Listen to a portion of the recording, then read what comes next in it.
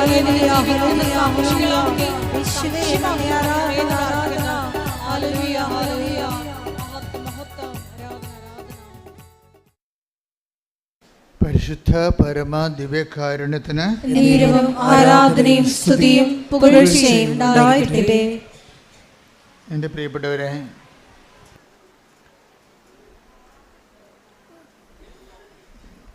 ഈ കാലഘട്ടത്തിലെ കാലത്തിൻ്റെ വരദാനമായി ദൈവം ഈ തലമുറയ്ക്ക് നൽകിയ ഏറ്റവും വലിയ ദൈവാനുഭവ പദ്ധതിയാണ് മരിയൻ പോപ്പുലർ കവനൻറ്റ്. എന്തിനും മരിയൻ പോപ്പുലർ കവനൻ്റ് എന്ന് വിളിക്കാൻ കാരണം, സഭയിലെ ഞങ്ങൾ അഭിഷിക്തർക്കും സമർപ്പിതർക്കുമൊക്കെ അവരെടുത്തിരിക്കുന്ന ഒരു കവനൻ്റ് ഉണ്ട്. അത് ലൈഫ് ലോങ് ആയിട്ടുള്ള കവനൻ്റാണ്. ജീവിതകാലം മുഴുവനും നീണ്ടു നിൽക്കുന്ന, മരണം വരെ നീണ്ടു നിൽക്കുന്ന കവനൻ്റാണ്. പോപ്പുലർ കവനൻ്റ് എന്ന് പറയുന്നത് ജനകീയമായ ഒരു ഉടമ്പടിയാണിത്. കൃപാസനത്തിൽ നടക്കുന്നത് മരിയൻ ആധ്യാത്മികതയിൽ അടിസ്ഥാനപ്പെടുത്തിയ മരിയൻ ആധ്യാത്മികതയിൽ അടിസ്ഥാനപ്പെടുത്തിയിട്ടുള്ള ഒരു ജനകീയമായ ഉടമ്പടിയാണ്. ജനങ്ങളാണ് ഈ ഉടമ്പടിയുടെ ഗുണഭോക്താക്കൾ, പ്രയോക്താക്കൾ എല്ലാവരും.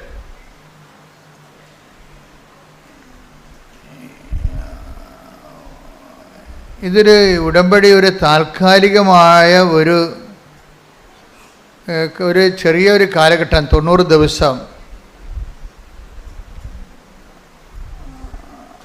അങ്ങനെ ഒരു ഷോർട്ട് ടൈമാണ് ഉടമ്പടിയുടെ കാലദൈർഘ്യമെന്ന് നമുക്ക് പൊതുവെ പറയാമെങ്കിലും ഇറ്റ് ഈസ് നോട്ട് പ്രാക്ടിക്കൽ.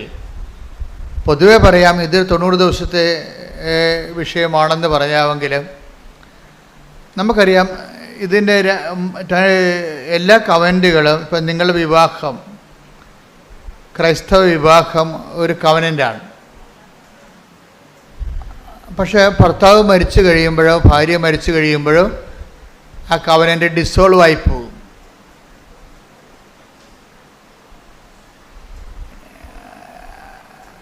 ആ കവനൻ്റ് നിലനിൽക്കത്തില്ല. ആരെങ്കിലും ജീവിത പങ്കാളി അവർ തമ്മിലല്ലേ കവനൻ്റ് ഉടമ്പടി. സുഖത്തിലും ദുഃഖത്തിലും സമ്പത്തിലും ദാരിദ്ര്യത്തിലും മരണം വരെ വേരുപിരിയായി ജീവിക്കാവുന്ന ദൈവത്തിൻ്റെ സന്നിധിയിൽ അവർ ചെയ്യുന്ന വാഗ്ദാനമാണ് ഉടമ്പടി. പക്ഷേ അതിൽ ഭർത്താവോ ഭാര്യയോ മരിച്ചു കഴിഞ്ഞാൽ ഉടമ്പടി ക്യാൻസലാവും. നമ്മുടെ ഫിസിക്കൽ ക്യാൻസലേഷനാണ്. മനസ്സുകൊണ്ടൊരിക്കലും നമ്മൾക്ക് ജീവിത പങ്കാളി മരിച്ചു പോയാലൊന്നും ആൾക്കാർ അത് മരണം വരെ അംഗീകരിക്കത്തില്ല. അത് മനസ്സിൽ നമുക്കത് മാറുന്നില്ല. പക്ഷേ സ്ഥാപന ജംഗമ ഭൗതികമായ മേഖലകളിൽ അത് റദ്ദാവും. ഇപ്പം നമ്മൾ ഓപ്പറേഷൻ തിയേറ്ററിൽ കയറ്റുകയാണ്, ഭർത്താവ് മരിച്ചു പോയി, ഒപ്പിടണ ആരാണ്? മകന്, അല്ലെങ്കിൽ ഒന്ന് ഒപ്പിടുക, അത്രയേ ഉള്ളൂ. അപ്പോൾ ഒപ്പിടാൻ ആരുമില്ലല്ലോ. അപ്പോൾ ഫിസിക്കൽ എൻറ്റിറ്റി യാഥാർത്ഥ്യം അവിടെ ഇല്ല. പക്ഷേ അതുകൊണ്ട് തന്നെ ഈ വിവാഹം എന്ന് പറയുന്നത് പോലും ഒരു ടെമ്പറൽ കമ്മിറ്റ്മെൻറ്റാണ്. തൻ്റെ ഒരാൾ ജീവിച്ചിരിക്കുന്നവരെ മാത്രമേ ആ ഉടമ്പടിക്ക് ആയുസ്സുള്ളൂ.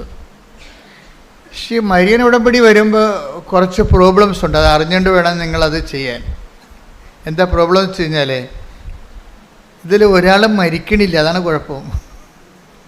ആരാ മരിക്കാത്ത? നമ്മളാ? അത് ദൈവം മരിക്കണില്ല. അപ്പോൾ നിങ്ങൾ ചിലപ്പോൾ ഉടമ്പടി ഒരു കാലഘട്ടത്തേക്കാണ് എടുക്കണമെന്ന് നിങ്ങൾ ധരിക്കുമായിരിക്കും. പക്ഷേ നമ്മൾ എടുക്കണത് ആൾ ദൈവമായത് കൊണ്ട് തന്നെ ഞാൻ എന്താ ഇങ്ങനെ സംസാരിക്കണമെന്നറിയാമോ? ഈ ദിവസങ്ങൾ എൻ്റെ മനസ്സിൽ ഞാനൊരു സ്ഥലത്ത് പ്രാർത്ഥിക്കാൻ പോയി. ഞാൻ എപ്പോഴും പോണേ എവിടെയാണെന്നറിയാമല്ലോ, വേളാങ്കണ്ണിയിലേ പോകത്തുള്ളൂ. അങ്ങനെ എല്ലായിടത്തും പോകത്തില്ല, അമ്മയടുത്താണ് പോണത് എല്ലായിടത്തും. അപ്പോൾ ഇന്ന് അതിനേക്കാൾ കൂടുതൽ ജനങ്ങൾ ആധ്യാത്മികമായി ഇവിടെ കൃപാസനത്തിൽ വരണത് ആൾക്കാർ ആധ്യാത്മികമായ ലക്ഷ്യത്തിലൂടെയാണ്. വേളാങ്കണ്ണിലൊക്കെ ചിലർ പോകുന്നത് ടൂറിസം ഉദ്ദേശത്തിലാണ്. അംഗവും കാണാൻ, താളിയും പറിക്കാം, പ്രാർത്ഥിക്കുകയും ചെയ്യാം, കറങ്ങി അടിക്കാമെന്ന്. അങ്ങനെയൊന്നും കൃപാസനത്തിൽ ആരും വരത്തില്ല. കർക്കവക്കാലം കുറക്കാനേ വരത്തുള്ള ആൾക്കാർ. കൃപാസനം അത്ര കണ്ട് ദൈവത്തിൻ്റെ തനത് കയ്യൊപ്പോടുകൂടി ജനങ്ങളെ വിശുദ്ധീകരിക്കുകയും ശക്തീകരിക്കുകയും നിലനിർത്തുകയും വളർത്തുകയും അതിജീവിക്കാൻ വേണ്ടി നിങ്ങളെ സഹായിക്കുകയും ചെയ്യുന്നുണ്ട്. എങ്കിലും ഈ തിരക്കിൽ നിന്ന് വിട്ടു നിൽക്കാൻ വേണ്ടി ഞാൻ ദിവസങ്ങളിൽ ഇങ്ങനെ ഒന്ന് പ്രാർത്ഥിക്കാൻ പോയ ദിവസങ്ങളിലൊക്കെ നിരന്തരമായിട്ട് എൻ്റെ മനസ്സിലും ട്രെയിനിൽ, വാഹനങ്ങളിലും എല്ലായിടത്തും എൻ്റെ മനസ്സെപ്പോഴും പ്രാർത്ഥന തന്നെയായിരുന്നു. അപ്പോഴൊക്കെ അമ്മ പറഞ്ഞുകൊണ്ടിരുന്നത്, ഈ ആൾക്കാരോട് നീ 90 ദിവസം എന്ന് പറയണത് 90 ദിവസത്തിൽ കൂടുതൽ എടുക്കാൻ കപ്പാസിറ്റി ഉള്ളവരുണ്ട്, അതാണ് പ്രശ്നം. അതെനിക്ക് ഭയങ്കര ഇഷ്ടപ്പെട്ടു.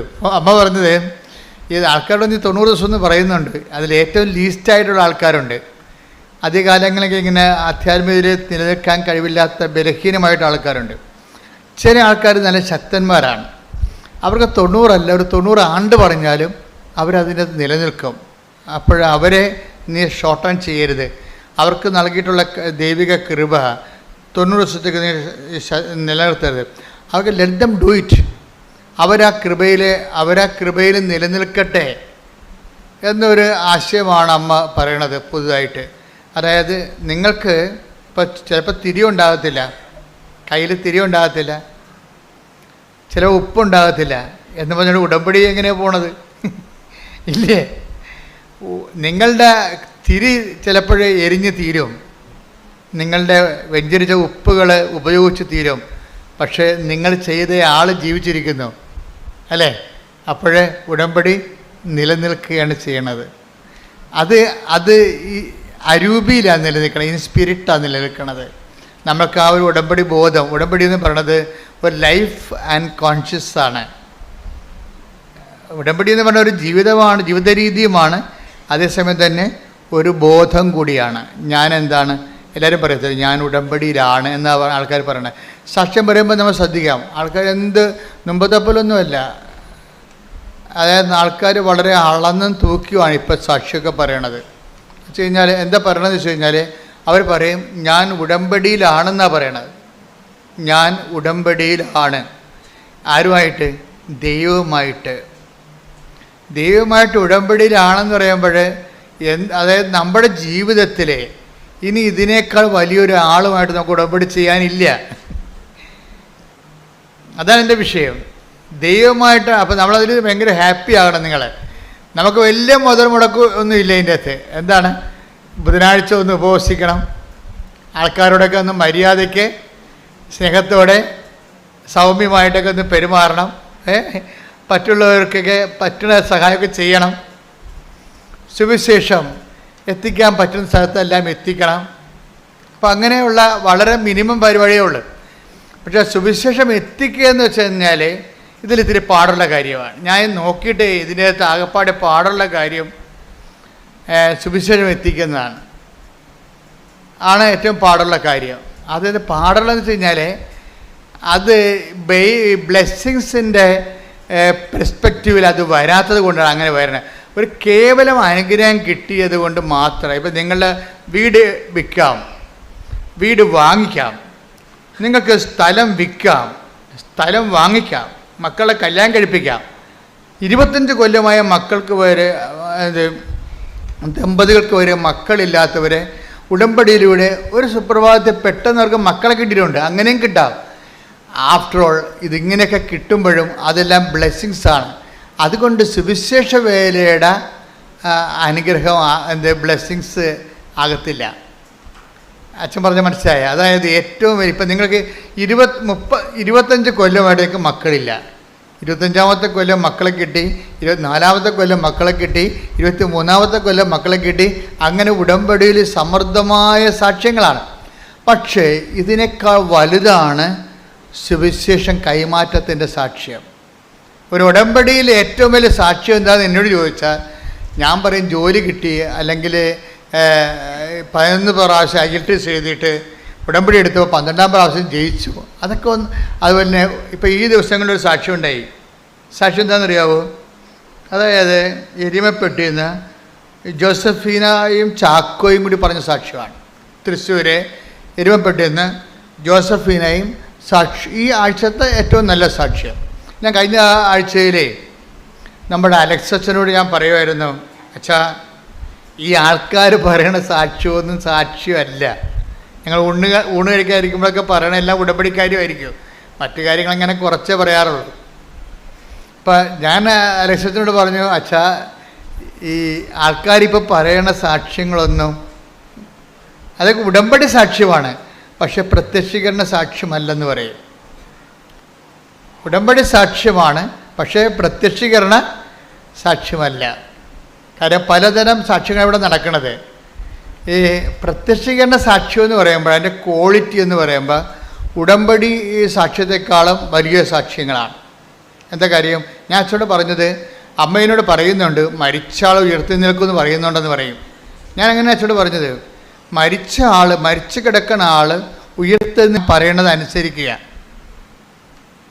നമ്മൾ പറയുന്ന അനുസരിക്കണമെന്ന് ദൈവത്തിന് പ്രശ്നങ്ങളൊന്നും ഉണ്ടായിട്ടല്ല, പക്ഷെ അതിൻ്റെ കീഴ്വഴക്കം, ഉടമ്പടിക്കൊരു കീഴ്വഴക്കം ഉണ്ടല്ലോ. അതെന്താണ്? ആദ്യം നമ്മൾ ദൈവം പറഞ്ഞതുപോലെ ആദ്യം ചെയ്യണം. ഓരോ കാര്യം ചെയ്തിട്ട് ഞാൻ അത് ചെയ്തില്ല, എനിക്ക് ആ അനുഗ്രഹം കിട്ടിയില്ലല്ലോ, ഞാൻ അത് ചെയ്തില്ല, വസ്തു വിറ്റില്ലല്ലോ, ഞാൻ ഇത് ചെയ്തില്ല, എന്നിട്ട് എനിക്ക് മാർക്ക് കൂടിയില്ലല്ലോ, അങ്ങനെ ഓരോ കാര്യത്തിനും ദൈവത്തോട് നീ തർക്കിക്കാൻ പോകരുത്. ഉടമ്പടിയിൽ വളരെ മാനുഷികമായിട്ട് ആ ഉടമ്പടിയെ മനുഷ്യൻ്റെ ചാബല്യങ്ങളോട്, ഒത്തിരി ചാബല്യമുള്ള ആൾക്കാർ ഉടമ്പടി എടുത്തിട്ടുണ്ടേ, അവരാണ് ഈ ഉടമ്പടി പിന്നോട്ട് വലിക്കണതിൻ്റെ കാരണം. ഒത്തിരി ചാബല്യമുള്ള ആൾക്കാർ, അവർ ജീവിതം മുഴുവൻ തന്നെ ചാബല്യമാണ്. അത് അവർ ഉടമ്പടി എടുക്കുമ്പോൾ ആ ചാബല്യം ദൈവത്തോടും കാണിക്കും. ഓരോരോ കാര്യം ചെയ്തേച്ചും പറയും, ഞാൻ അതങ്ങനെ ചെയ്ത് പത്രം കൊണ്ട് അവിടെ കൊടുത്തു, എന്നിട്ടും എനിക്ക് PR ശരിയായില്ലെന്ന് പറയും. ചാബല്യമാണത്. നിങ്ങളെ ശരിക്കും പറഞ്ഞാൽ ദൈവമായിട്ടാണ് മിണ്ടാതെ ഇടപെടുന്ന കാരണം ചെയ്യാനുള്ളതൊക്കെ ചെയ്യുക. അതാണ് അത് വചനത്തിൻ്റെ നിലപാടതാണ്. ചെയ്യാനുള്ള ചെയ്യുക, എന്നിട്ട് വാവ മിണ്ടാതിരിക്കുക. ദൈവം അതിൻ്റെ ഇരട്ടി ചെയ്തോളും. നീ ദൈവത്തിൻ്റെ കൂടെ കയ്യെ പിടിച്ചിട്ട് ആ ഈ എന്ന് പറഞ്ഞ പിള്ളേരെ എടുത്തുടങ്ങിക്കത്തില്ലേ? ഇപ്പം നിങ്ങൾ ചില ആൾക്കാർ അങ്ങനെ ചെയ്യണത്, ദൈവത്തിൻ്റെ കയ്യേക്കാരെ പിടിച്ചിട്ട് ഈ എന്നൊക്കെ പറഞ്ഞിട്ട് കുഞ്ഞുങ്ങളെ കൊണ്ട് എഴുതിക്കണ പോലെ ഞാൻ 10 കൊടുത്തു, അതുകൊണ്ട് അതിൻ്റെ അനുഗ്രഹം കണ്ട് വെക്ക്. ഞാൻ രോഗിയെ ആശുപത്രി പോയി കണ്ടു, അതുകൊണ്ട് എൻ്റെ രോഗം ഇത് മാറ്റിത്താ. ഇങ്ങനെ ഓരോ കാര്യത്തിന് ഇങ്ങനെ അങ്ങനെ ചെയ്യരുത്. എന്താ കാരണം? ചെയ്യാനുള്ളതൊക്കെ സന്തോഷത്തോടെ ചെയ്യണം. ആ take the word of God. നിങ്ങൾ ചെയ്യാനുള്ളതും ചെയ്തതിന് ശേഷം ഞങ്ങൾ പ്രയോജനരഹിതന്മാരായ ദാസന്മാരാണ്, കടമബദ്ധ നിർവഹിക്കുക മാത്രമേ ചെയ്തിട്ടുള്ളൂ. അതല്ല അതാ വിഷയം. ദൈവത്തിൻ്റെ നിലപാട് കണ്ട ലൂക്ക 17:10. ലൂക്ക 17:10 നോക്കിയേ. ഇതുപോലെ തന്നെ പറഞ്ഞേ, ഇതുപോലെ തന്നെ നിങ്ങളും കൽപ്പിക്കപ്പെട്ടവയെല്ലാം ചെയ്തതിന് ശേഷം കണ്ട, കൽപ്പിക്കപ്പെട്ടവയെല്ലാം പറഞ്ഞേ, കൽപ്പിക്കപ്പെട്ടവയെല്ലാം ചെയ്തതിന് ശേഷം ഞങ്ങൾ പ്രയോജനമില്ലാത്ത ദാസന്മാരാണ് കടമ നിർവഹിച്ചതേയുള്ളൂ എന്ന് പറയുവിൻ. ഇപ്പൊ ദൈവത്തിന്റെ വചനം നിർവഹിക്കണത് എന്താണ്? നമ്മുടെ കടമയാണത്. ഉടമ്പടി എന്താ ചെയ്യണത്? ഇപ്പം ചില കത്തോലിക്കരൊക്കെ വന്ന് ഉടമ്പടി എടുത്ത് 3 മാസം കഴിയുമ്പോൾ അവർ പറയുവേ, ഇത് പാടൊന്നുമില്ല അച്ഛാ, ഇത് ഉടമ്പടി എടുക്കാതെ തന്നെ നമ്മൾ ചെയ്യേണ്ട കാര്യങ്ങളാണെന്ന്. അത്രേ ഉള്ളു, കറക്റ്റാണത്. ഇത് പാടൊന്നുമില്ല അച്ഛാ, ഇത് ഉടമ്പടി എടുക്കാതെ തന്നെ നമ്മൾ ചെയ്യേണ്ട, രോഗികളെ പോയി കാണണ്ടല്ലേ അല്ലേ? പിന്നെ ഇതിൻ്റെ വരണത് രോഗികളെപ്പോഴും നമ്മൾ കാണുന്നുണ്ട്. മിക്കവാറും അവർ നമ്മുടെ കൊച്ചാപ്പന, ഇളയമ്മ, അമ്മാവന, അങ്കിള ഒക്കെ ആയിരിക്കുന്നേ ഉള്ളൂ. രോഗികളെ നമ്മൾ കാണേണ്ടതാണ്, പക്ഷെ നമ്മൾ കാണാറുണ്ട്. അതെങ്ങനെയാണ്? കേവലമായ മനുഷ്യക്കാഴ്ചയാണ് കാണുന്നത്. എന്താണ് അത്? കാണുന്ന രോഗികൾ മിക്കവാറും നമ്മുടെ പരിചയക്കാരായിരിക്കും, അല്ലെ പാർട്ടിക്കാരായിരിക്കും. പക്ഷെ അപ്പം കർത്താവ് ചോദിക്കും, എന്താണ്? 5:46 ചോദിക്കും. Take the word of 5:46. Mathai 5:46. നിങ്ങളെ സ്നേഹിക്കുന്നവരെ, നിങ്ങളുടെ ബന്ധുക്കളെ, നിങ്ങളെ സ്നേഹിക്കുന്നവരെ നിങ്ങൾ സ്നേഹിച്ചാൽ നിങ്ങൾക്ക് എന്ത് പ്രതിഫലമാണ് ലഭിക്കുക? ഈ ബന്ധുക്കളെ കാണാൻ ഒരു പ്രതിഫലം ഇല്ലെന്ന്. നിങ്ങളുടെ കൊച്ചാപ്പനെയൊക്കെ കാണാൻ നടന്നിട്ടേ ഒരു പ്രതിഫലവും ഇല്ലെന്നാണ് പറയണത്. ആര്? ദൈവം തരുന്നില്ല, അവർ തരുമായിരിക്കും. അവരെഴുന്നേറ്റ് വരുമ്പോൾ ചിലപ്പോൾ വസ്തു എഴുതി തരുമായിരിക്കും. നിങ്ങൾക്ക് അതാണല്ലോ വേണ്ടത്. അതല്ലേ പ്രശ്നം. നിങ്ങൾ ഈ ബന്ധുക്കളൊക്കെ വലിയ ഇങ്ങനെ കുടുങ്ങി ഓടിപ്പോയി കാണുന്നത് എന്താണ്? അതിങ്ങനെ രക്ഷപ്പെട്ട് വന്നാൽ നമുക്ക് വല്ലതും തടയുമെന്നുള്ളതല്ലേ. അതൊക്കെ ദൈവത്തിന് അറിയാം. അതാണ് അവർ പറയണത്. ഒന്ന് വായിച്ച 5:46 മത്തായി. നിങ്ങളെ സ്നേഹിക്കുന്നവരെ നിങ്ങൾ സ്നേഹിച്ചാൽ നിങ്ങൾക്ക് എന്ത് പ്രതിഫലമാണ് ലഭിക്കുക? ഒരു പ്രതിഫലം ലഭിക്കത്തില്ലെന്നാണ് ഈ പറയണത്. ഈശോ ഇങ്ങനെ നെഗറ്റീവ് പറയണ ഇഷ്ടമില്ലാത്ത ആളാണ്. അതുകൊണ്ട് ഇങ്ങനെ ചോദ്യം ചോദിച്ച് നമ്മളെ കുരുക്കി കളയുകയുള്ളൂ. നിങ്ങൾക്ക് ഒരു പട്ടിക്കാട്ടത്തിൻ്റെ വിലയും കിട്ടത്തില്ലെന്നാണ് ഈ പറയണത് പച്ച മലയാളത്തിൽ. എൻ്റെ ഭാഷയെ പറഞ്ഞാൽ എന്നുവെച്ചാൽ എന്താ പറയണത്? നിങ്ങൾക്ക് എന്ത് പ്രതിഫലമാണ് ലഭിക്കുക എന്നുവെച്ചാൽ സീറോ ബെനിഫിറ്റ്സ് എന്നാണ് പറയുന്നത്. Zero benefits. ഈ ബന്ധുക്കളെയും ചുവന്നുകൊണ്ട് നടന്നാൽ ദൈവത്തിൻ്റെ ഭാഗത്തുനിന്ന് സീറോ ബെനിഫിറ്റ്സ് എന്നാണ് പറയണത്. ഒന്നും ഇല്ല എന്നാണ് പറയണത്. പിന്നെ ചുങ്കക്കാർ പോലും എന്നുവെച്ചാൽ ദൈവത്തോട് യാതൊരു ബന്ധമില്ല നിൽക്കുന്ന ആൾക്കാർ ചുങ്കക്കാർ. എന്താ കാര്യം? റോമക്കാർ. മിക്കവാറും ചുങ്കക്കാർ, ഇസ്രായേലിലെ ചുങ്കക്കാരൊക്കെ റോമക്കാരായിരിക്കും. റോമക്കാരെന്നാ ചെയ്യണം? റോമക്കാരാണ് ഇവിടെ ഭരിക്കണത്. ഇത് നമ്മളെ ഇംഗ്ലീഷുകാർ ഭരിച്ചില്ലേ, അവർ റോമക്കാരാണ് അന്ന് ഈ യെരുശലേം ഭരിച്ചത്. അപ്പോൾ റോമക്കാരെന്ത് ചെയ്യും? അവിടെ സീസറിന് 10 രൂപ കൊടുക്കണമെന്നുണ്ടെങ്കിൽ ഇടനിലക്കാരെല്ലാം കൂട്ടി ഗുണ്ടാപ്പിരിവും എല്ലാം കൂടി കഴിയുമ്പോൾ 100 രൂപ മേടിക്കും ആൾക്കടയ്ക്ക് എന്ന്. അവിടെ 10 രൂപയെ കൊടുക്കത്തുള്ളൂ, ബാക്കി 100 രൂപ കുറേ പൈസ ഇവരടിച്ചു മാറ്റും. അപ്പോൾ അതുകൊണ്ട് ഈ പുച്ഛമാണ് ചുങ്കക്കാർ. അപ്പോൾ അവരങ്ങനെ എന്താ വെച്ചാൽ ഇവരുടെ ഗുണ്ടകളുണ്ട് കുറേ ആൾക്കാർ. ഇപ്പോൾ 10 രൂപ റോമിൽ കൊടുക്കണമെന്നുണ്ടെങ്കിൽ ഇവന്മാർ ആരെ പിടിക്കണം? അതിനകത്ത് ഇടനിലക്കാരുണ്ട് അല്ലേ. അതായത് അവിടെ ജില്ലാ പഞ്ചായത്തിൽ ആളുണ്ട്, ഡിസ്ട്രിക്റ്റിൽ ആളുണ്ട്, ഇതെല്ലാം കഴിഞ്ഞിട്ട് ഗവർണറുണ്ട്. അവർക്കെല്ലാം കിട്ടാവുന്നതെല്ലാം ഓഹരിയിൽ ഇവർ പിരിച്ചു കൊടുക്കണം. അപ്പോൾ ജനങ്ങൾ കൊടുക്കുക. ജനങ്ങൾ കൊടുക്കത്തില്ല. ജനങ്ങൾ കഷ്ടപ്പെട്ടൊക്കെ എന്തുമാത്രം ഇസ്രായേലിലാണെങ്കിൽ അന്നത്തെ കാലത്താണെങ്കിൽ ഒരു കാലാവസ്ഥ ഇല്ലാത്ത സമയമാണ്. കാലാവസ്ഥ അല്പം തെറ്റിയാൽ പണ്ടൊക്കെ ക്ഷാമം വരത്തില്ലേ. ക്ഷാമം വരണ എന്തുകൊണ്ടാണ്? ചില കാലങ്ങളിൽ മഴ തെറ്റിപ്പെയ്യും. ഇപ്പോൾ ചിലർ പറയണം മാവ് പൂത്തില്ലെന്ന് പറയണം, ചിലർ പറയണം പൂത്തെന്ന് പറയണം. സോഷ്യൽ മീഡിയയിൽ പറയും മാവ് പൂത്തില്ല എന്ന് പറയണത്. പക്ഷേ ഞങ്ങളുടെ മാവ് പൂത്തെന്ന്. അത് നല്ല കാര്യം. നിങ്ങളുടെ മാവേ പൂത്തുള്ളൂ, നാട്ടിലൊന്നും മാവ് പൂത്തിട്ടില്ല. എന്താ കാര്യം? കാലാവസ്ഥ ഭേദം ഉണ്ടായി. അങ്ങനെ പണ്ടിതുപോലെ കാലാവസ്ഥ ഭേദം ഉണ്ടായാൽ ക്ഷാമം ഉണ്ടാവും. ഈ ക്ഷാമത്തിൻ്റെ ഇടയ്ക്കാണ് ഇവർ കൊണ്ടുവന്ന് 100 രൂപ ചോദിച്ചു കഴിഞ്ഞാൽ എങ്ങനെ ചെയ്യും? നമുക്ക് തന്നെ തിന്നാൻ കിട്ടണില്ല, പിന്നെ എങ്ങനെ മക്കളുടെ കൊടുക്കണത്? അപ്പോൾ പിന്നെ കൊടുക്കാതിരിക്കുമ്പോൾ ഗുണ്ടകൾ വന്ന് വീട് തല്ലി പൊളിക്കും. അതാണ് ചുങ്കക്കാരുടെ പരിപാടി. അതാ. ഇപ്പം ചുങ്കക്കാരെ കാണുമ്പോൾ തന്നെ ഇവന്മാർ ഭയങ്കര ഗുണ്ടകളും ചൂഷകരുമായ ഇവരെ ജനത്തിന് വെറുപ്പാണ്. ജനത്തിന് വെറുപ്പാണ്. അതുകൊണ്ട് ജനത്തിൻ്റെ വെറുപ്പ് മാറ്റാനാണ് മത്തായി എന്ന ചുങ്കക്കാരനെ കർത്താവ് എടുത്തത്. ദൈവം ആരും വെറുക്കണില്ലെന്നുള്ളതിന് ഏറ്റവും വലിയ സൂചനയാണ്. നമ്മുടെ കയ്യിരിപ്പോൾ എന്ത് മോശമായാലും ദൈവത്തിന് നമ്മളെ വെറുക്കാൻ കഴിയത്തില്ല. അതാണ് ദൈവം ഒരു അമ്മയെക്കാളെ ഇത്തിരി കൂടുതലാണ് ശരിക്കും. ഇപ്പം ചില മക്കളെയൊക്കെ തൂക്കിക്കൊല്ലാൻ വേണ്ടി വിധിക്കുമ്പോൾ അമ്മയെ വിളിച്ച് പറയത്തില്ലേ, വല്ലതും നിനക്ക് അവസാനമായിട്ട് പറയാനുണ്ട്? മക്കളെക്കുറിച്ച് പത്രക്കാർ ചോദിക്കത്തില്ല. തൂക്കിക്കൊല്ലാൻ പോണ പ്രതിയുടെ അമ്മയോട് ചോദിക്കും, നിങ്ങൾക്ക് മകനെ തൂക്കിക്കൊല്ലുകയാണ് നാളെ, നിങ്ങൾക്ക് വല്ലതും പറയാനുണ്ടോ എന്ന് പറയുമ്പോൾ ശരി പറയും, അവൻ എൻ്റെ വയറ്റിൽ പിറക്കാതിരുന്നെങ്കിൽ അത്രയും നല്ലതാണെന്ന് പറയും.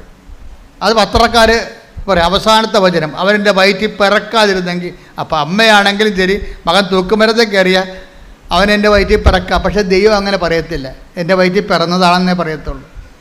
നമ്മൾ മോശക്കാരായാലും പറയും എൻ്റെ വയറ്റിൽ പിറന്നതാണെന്ന്, ഓൺ ചെയ്യും. അതുകൊണ്ട് ദൈവത്തിനാരും അങ്ങനെ. അതാണ് ദൈവം സ്നേഹമാണെന്നൊക്കെ പറയുമ്പോൾ ഈ നമുക്ക് എല്ലാ കോശങ്ങളും, ശരീരത്തിൻ്റെ കോശങ്ങളെല്ലാം എഴുന്നിരുന്നിട്ട് ഹല്ലേലൂയ പറയണത് സത്യമായത് കൊണ്ടാണ്. എന്താ കാര്യം? സ്വന്തം അമ്മ തന്നെ പറയും അവൻ എൻ്റെ വയറ്റിൽ പിറക്കാതിരുന്നെങ്കിൽ നല്ലതായിരുന്നെന്ന്. പക്ഷെ ദൈവം പറയത്തില്ല, ഞാൻ തന്നെ എൻ്റെ വയറ്റിൽ തന്നെ പിറന്നതാണ്, അവനെ അല്പം ദൈവസ്നേഹം കുറഞ്ഞു പോയെന്നേ പറയത്തുള്ളൂ. ബൈബിള് ഈ വിഷയങ്ങൾ പാപത്തെ എല്ലാം കാണുന്നത് പാപം എന്നതിനേക്കാളുപരി ദൈവസ്നേഹം കുറഞ്ഞു പോയെന്നേ പറയത്തുള്ളൂ. എന്നോട് ഇത്തിരി സ്നേഹം കുറഞ്ഞു പോയി. ദൈവത്തോട് സ്നേഹം കുറഞ്ഞു പോകുമ്പോൾ എന്ത് ചെയ്യും? അറിയാതെ തന്നെ തിന്മകളിലേക്ക് മനുഷ്യൻ പോകും.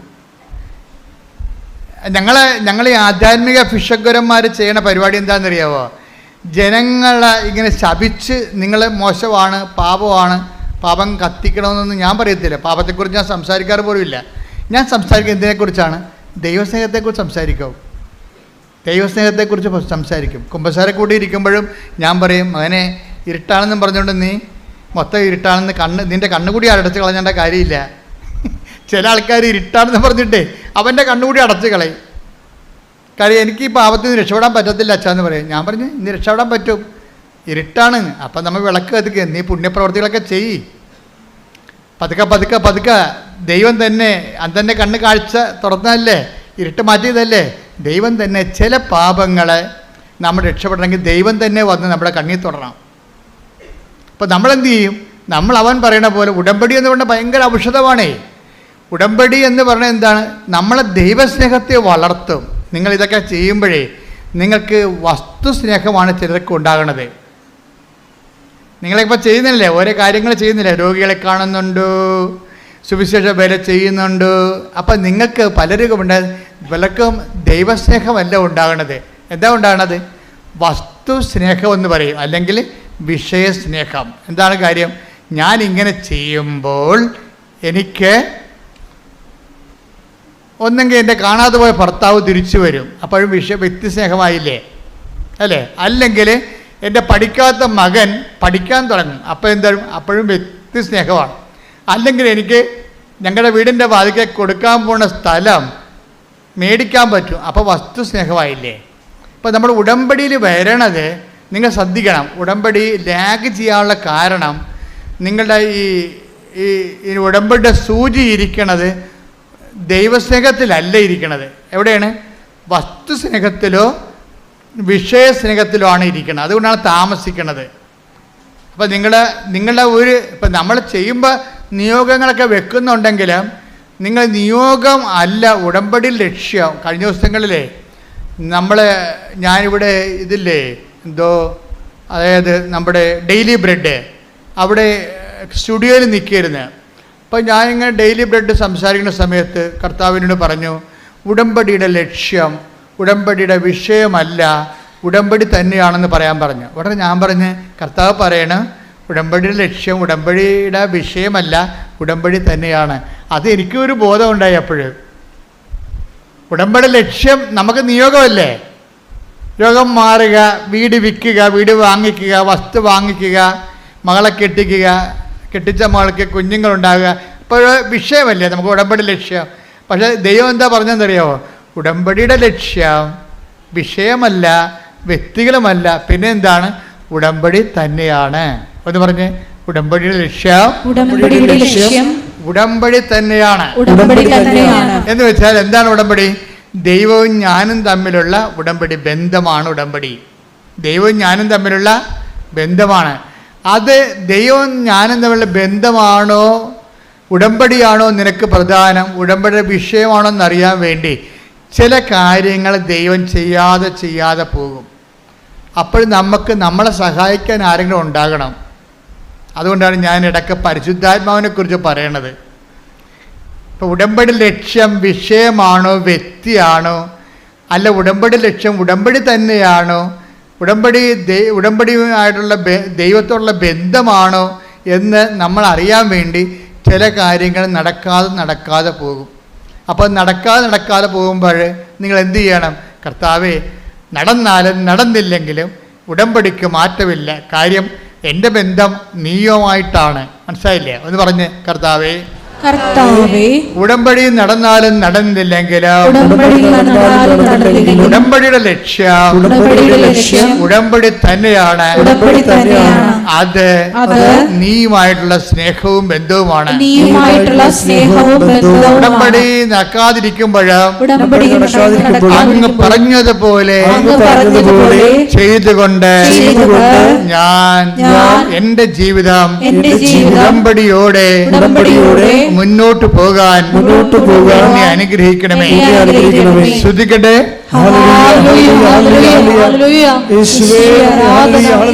ഉടമ്പടിയിലെ വിഷയങ്ങൾ നടക്കാപ്പോഴും നിന്റെ ലക്ഷ്യം വെച്ച് മുന്നേറുവാൻ ഈ ആരാധനയിലൂടെ ഞങ്ങളെ അഭിഷേകം ചെയ്യണമേ.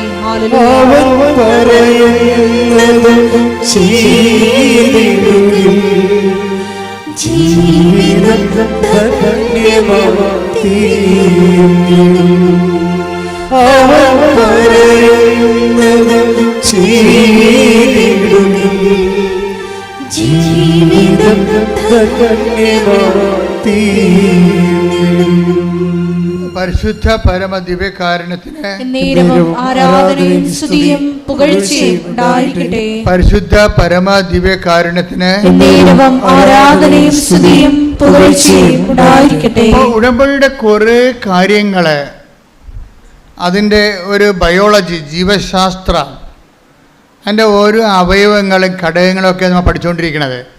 അതായത് ഉടമ്പടിയുടെ ലക്ഷ്യം ഉടമ്പടി തന്നെയാണ്. അല്ലെങ്കിൽ നമ്മൾ ആരുമായിട്ട് ഉടമ്പടി ചെയ്തിരിക്കുന്നുവോ ആ ദൈവം തന്നെയാണ് ഉടമ്പടി ലക്ഷ്യം. ബൈബിളെന്ന് പറയുന്നത് ഏത് തരത്തിലുള്ള മാനുഷികമായ ബലഹീനതയിൽ ഇരുട്ടിൽ കിടക്കുന്നവർക്കും ഒരു പ്രത്യാശയാണ്. ഏത് പാപാവസ്ഥയിൽ കിടക്കുന്നവന് ഒരു പ്രത്യാശ കൊടുക്കും. എന്താണ്? അന്ധകാരത്തിൽ കിടക്കുന്നവർ ഒരു പ്രകാശം കണ്ടു. Take the word of God. സ്തുതിക്കട്ടെ. Hallelujah, hallelujah, hallelujah, hallelujah, hallelujah, hallelujah. യേശുവേ നന്ദി. Hallelujah, hallelujah, hallelujah. യേശുവേ ആരാധന, ആരാധന. മത്തായി 4:16. ഭയങ്കരമായൊരു വചനമാണിത്. അതായത് മത്തായി 4:16.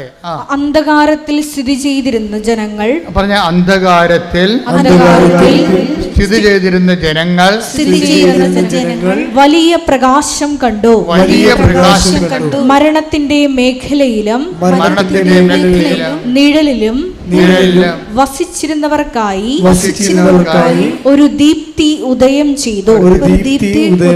അതായത് മരണം എന്ന് പറഞ്ഞാൽ എന്താണ്? പാപം തന്നെയാണ്. പാപത്തിന്റെ ശമ്പളം മരണം. അതാണ് take the word of God. പാപത്തിന്റെ ശമ്പളം മരണം. സ്തുതിക്കട്ടെ. Hallelujah, hallelujah, hallelujah. യേശുവേ ആരാധന, ആരാധന, ആരാധന. യേശുവേ നന്ദി, മഹത്വം, മഹത്വം. Hallelujah, hallelujah, hallelujah. റോമ 6:22. റോമ 6:22.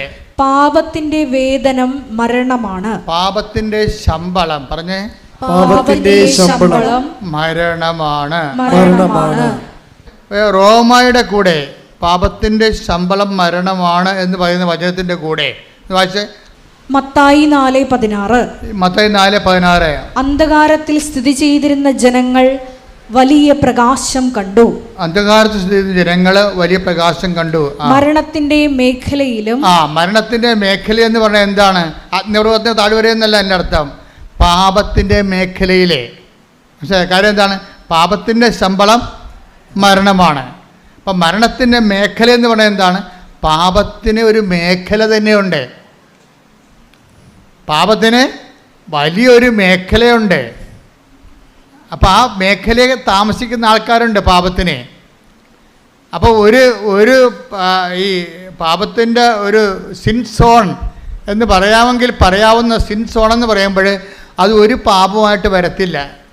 ഒരാളിന് ഒരു പാപം ഉണ്ടെങ്കിൽ അതിന് മുഴുവൻ ഒരു സോണിൽ തന്നെ ആ മുഴുവൻ പാപമായിരിക്കും. ഇപ്പം ഞാനൊരു സ്ഥലത്ത് ചെന്നപ്പോൾ ഇവിടെ അതിരപ്പള്ളി പണ്ട് ഞാൻ പോയിട്ടുള്ളതാണ്. 70-75 പോയിട്ടുള്ളതാണ്.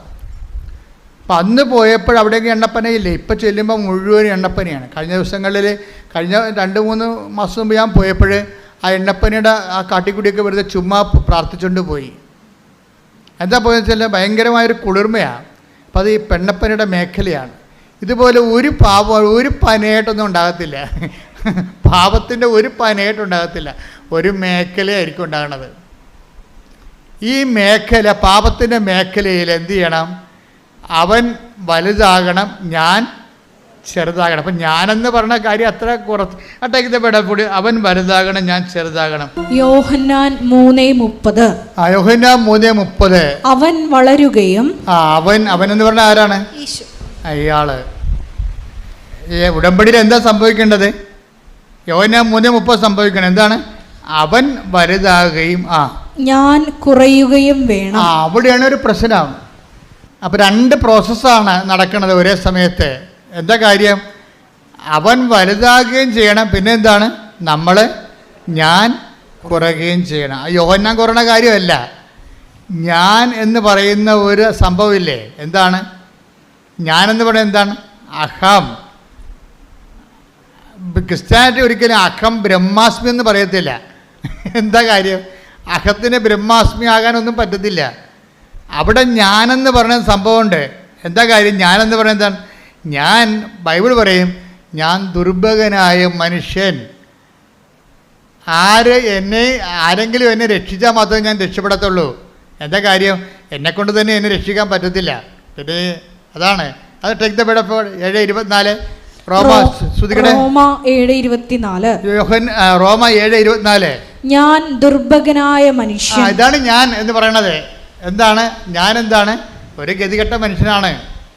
എന്താണ്? ഞാൻ ഇച്ഛിക്കുന്ന നന്മയല്ല. Take the word of God. വായിച്ചോളൂ. ഞാൻ ദുർഭകനായ മനുഷ്യൻ, മരണത്തിന് അധീനമായ ഈ ശരീരത്തിൽ നിന്ന്. അവിടെ മരണമെന്ന് പറഞ്ഞാൽ പാപമാണ്. എന്ന് പറഞ്ഞാൽ ഞാൻ ദുർഭകനായ മനുഷ്യൻ, പാപത്തിന്. അപ്പം മരണത്തിന് എന്നാണ് എഴുതിയിരിക്കണമെങ്കിൽ നമുക്ക് ബൈബിളിൻ്റെ സ്പിരിറ്റ് എന്ന് പറയുന്നത് മരണമെന്ന് പറഞ്ഞ ഉടനെ പാപമെന്ന് നമ്മൾ വായിക്കേണ്ടി വരും, തർജ്ജമ ചെയ്ത് വായിക്കേണ്ടി വരും. എന്താ? ഞാൻ ദുർഭകനായ മനുഷ്യൻ പറഞ്ഞേ. പാപത്തിന് അധീനമായ ഈ ശരീരത്തിൽ നിന്ന്. അപ്പൊ ശരീരമാണ് പ്രശ്നം. ഈ ശരീരത്തിൽ നിന്ന് എന്നെ ആര് മോചിപ്പിക്കും? എന്നെ ആര് മോചിപ്പിക്കും? ശരീരത്തിൽ നിന്ന് ആരെങ്കിലും മോചിപ്പിക്കണം. എന്താ കുഴപ്പം? എന്താണ്? എത്ര കിട്ടിയാലും പോരാ. അതാണ് പ്രശ്നം. എത്ര കിട്ടിയാലും പോരാ. ഇപ്പം ഓരോ വ്യക്തികൾ എന്താ ചെയ്യണത്? നമ്മൾ ഓരോരോ ആൾക്കാർ മലയാളത്തിൽ സംഭവിക്കണുണ്ടല്ലേ. ഇപ്പം ഞാൻ ഈ ദിവസം തമിഴ്നാട്ടിൽ പോയപ്പോൾ ഞാൻ പറഞ്ഞു, ഇവരെല്ലാം കേരളക്കാർക്ക് പഠിക്കണം തോന്നാമെന്ന് പറഞ്ഞ്. തമിഴ്നാട് കണ്ടപ്പോഴേ ഞാൻ ഇവരെല്ലാം കേരളക്കാർക്ക് പഠിക്കുകയാണ്. അതാണ് ഞാൻ ഇത് നമ്മൾ അതിർത്തി പ്രദേശങ്ങളിൽ ചെന്നാൽ മനസ്സിലാകും. അതിർത്തി പ്രദേശങ്ങളിലെല്ലാം പണ്ടുണ്ടായിരുന്നത് സാധാരണ മനുഷ്യൻ ജീവിക്കാൻ പറ്റിയൊരു വീട്, അത്രേ ഉള്ളൂ. ഇപ്പോൾ അങ്ങനെയല്ല.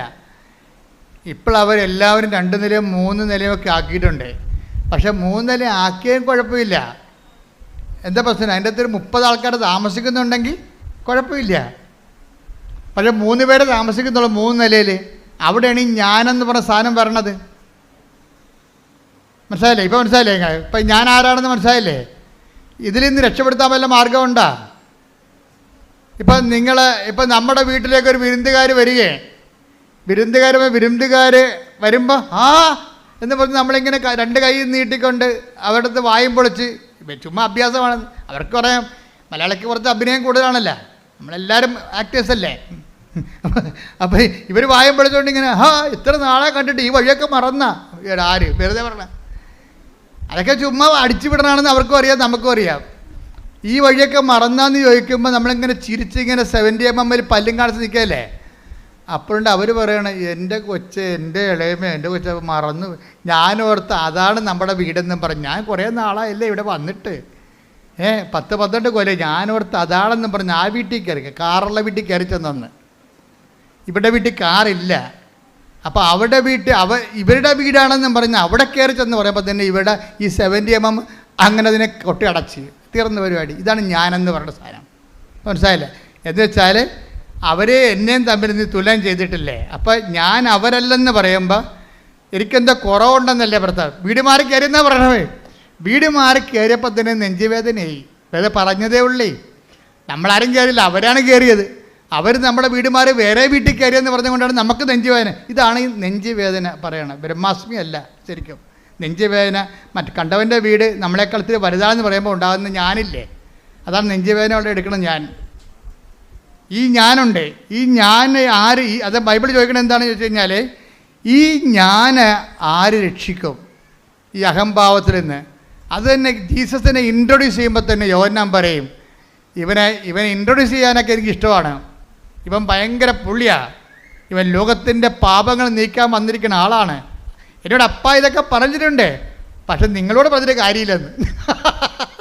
എന്ത് വല്ലാത്ത പറച്ചിലാണ് യോഹന്നാൻ പറയണത്. അതായത് ഇന്ന് യേശുവിൻ്റെ ജ്ഞാനസ്നാന തിരുനാളല്ലേ. ഇപ്പം എന്താ യോഹന്നാൻ പറയണത്? ഇവൻ ഭയങ്കര പുള്ളിയാണ്. ഇവൻ ആരാണ്? യോഹന്നാൻ 1:29 പറയും, ഇവൻ ലോകത്തിൻ്റെ പാപങ്ങൾ നീക്കാൻ വേണ്ടി അപ്പ പറഞ്ഞു വിട്ടിരിക്കുന്ന ആളാണ് ഇവൻ. പക്ഷെ നിങ്ങളോട് പറഞ്ഞിട്ട് കാര്യമില്ല. എന്താ കാര്യം? ഇവനും വളരണമെങ്കിലേ ഞാൻ ചെറുതാകണമെന്ന്. അതാണ് വിഷയം. കൈയടിക്കട്ടെ, ശ്രുതിക്കട്ടെ. Hallelujah, hallelujah, hallelujah, hallelujah, hallelujah, hallelujah, hallelujah, hallelujah. മഹത്വം, യേശുവേ, hallelujah, hallelujah, hallelujah, hallelujah, hallelujah, യേശുവേ, ആരാധന, യേശുവേ, ആരാധന, ഹല്ലേലൂയ, ആരാധന. മഹത്വം, ഹല്ലേലൂയ, മഹത്വം. Hallelujah, hallelujah, hallelujah. നന്ദി ദൈവമേ, മഹത്വം. തുല്യം ചൊല്ലില്ല ആരുമില്ലേ അങ്ങെപ്പോലെ യേശുവേ. തുല്യം ചൊല്ലില്ല ആരുമില്ലേ അങ്ങെപ്പോലെ യേശുവേ. ജീവനേ സുന്ദരനേ അങ്ങേ ചായുന്നു ഞാൻ. ജീവനെ ജീവനേ സുന്ദരനേ അങ്ങേ ചായുന്നു ഞാൻ. അപ്പോൾ ഉടമ്പടി കാലത്ത് നമ്മൾ നിരീക്ഷിക്കേണ്ട ഒരു പാപം എന്താണ്? പാപത്തിൻ്റെ മേഖല. പാപം ഒറ്റയ്ക്ക് നിൽക്കത്തില്ല. ഞാൻ എന്നുള്ള സംഭവം നിലയ്ക്കത്തോളം കാലം ആ ഞാൻ ഉണ്ടാക്കുന്ന റിസൾട്ടിൽ പാപത്തിൻ്റെ ഒരു മേഖല ഉണ്ടാകും. അതാണ് അന്ധകാരത്തിൽ സ്ഥിതി ചെയ്തിരുന്ന ജനം ഒരു പ്രകാശം കണ്ടു എന്ന് 4:16 പറയുമ്പോൾ മരണത്തിൻ്റെ നിഴൽ വീണ മേഖലയിൽ താമസിക്കുന്നവരെ, മരണത്തിൻ്റെ നിഴൽ വീണ മേഖലയാണ്. ഇപ്പോൾ ഒരു പാപമായിട്ട് ഒരാൾക്കുണ്ടാകത്തില്ല. അതിലേറ്റവും വലിയ പാപം നിങ്ങൾ ഓർക്കും സെക്സാണെന്ന് വിചാരിക്കും. ബൈബിൾ സെക്സിനല്ല പ്രാധാന്യം കൊടുക്കുന്നത്. 6ാമത്തെ സ്ഥാനമേ സെക്സിനുള്ളൂ. നമ്മൾ പറഞ്ഞ് സെക്സ് ഒന്നാക്കിയതാണ്. മനസ്സിലായില്ലേ? കാര്യം ബൈബിളിൽ സെക്സ് എന്ന് പറഞ്ഞ സംഭവത്തിന് 6ാമത്തെ സ്ഥാനമേ ഉള്ളൂ. കാരണം 6ാമത്തെ കൽപ്പനയാണ് വ്യഭിചാരം ചെയ്തതെന്നുള്ളത്. വ്യഭിചാരം ചെയ്യുന്നുള്ള 6ാമത്തെ കൽപ്പനയാണ്. 1ാമത്തെ കൽപ്പന അല്ല. 1ാമത്തെ കൽപ്പന ആരാണ്? വേറെ ഒരു ഞാനുണ്ടെന്നാണ് പറയണത്. എന്താണ്? നിന്റെ കർത്താവ് ദൈവം ഞാനാകുന്നു. കൈയടിക്കട്ടെ, ശ്രുതിക്കട്ടെ. Hallelujah, hallelujah, hallelujah, hallelujah. ശ്രുതിക്കട്ടെ. ഹല്ലേലൂയ. തുല്യം ചൊല്ലില്ല ആരുമില്ലേ അങ്ങെപ്പോലെ യേശുവേ. തുല്യം ചൊല്ലില്ല ആരുമില്ലേ അങ്ങെപ്പോലെ യേശുവേ. ജീവനേ സുന്ദരനേ അങ്ങേ ചായുന്നു ഞാൻ. ഞാനല്ലാതെ മറ്റൊരു ദൈവം. Take the word of God. ശ്രുതിക്കട്ടെ. Hallelujah, hallelujah, hallelujah, hallelujah. ആരുമില്ലേ അങ്ങെപ്പോലെ യേശുവേ. തുല്യം ചൊല്ലില്ല ആരുമില്ലേ അങ്ങെപ്പോലെ യേശുവേ. ജീവനേ സുന്ദരനേ അങ്ങേ ചായുന്നു ഞാൻ. പുറപ്പാട് 20:3. പുറപ്പാട് 20:3. ഞാനല്ലാതെ വേറെ ദേവന്മാർ മറ്റൊരു ദേവന്മാർ നിനക്കുണ്ടാകരുത്. അതാണ് ഞാൻ. എന്താ ഇപ്പം പറയണത്? ഈ ഞാൻ എന്ന് പറയുന്ന ദൈവം നമ്മൾ വളരുകയും ഈ ജഡത്തിലുള്ള ഞാൻ ചെറുതാകുകയും ചെയ്യണം. ബൈബിളിൻ്റെ ഒരു ഇക്വേഷൻ അതാണ്.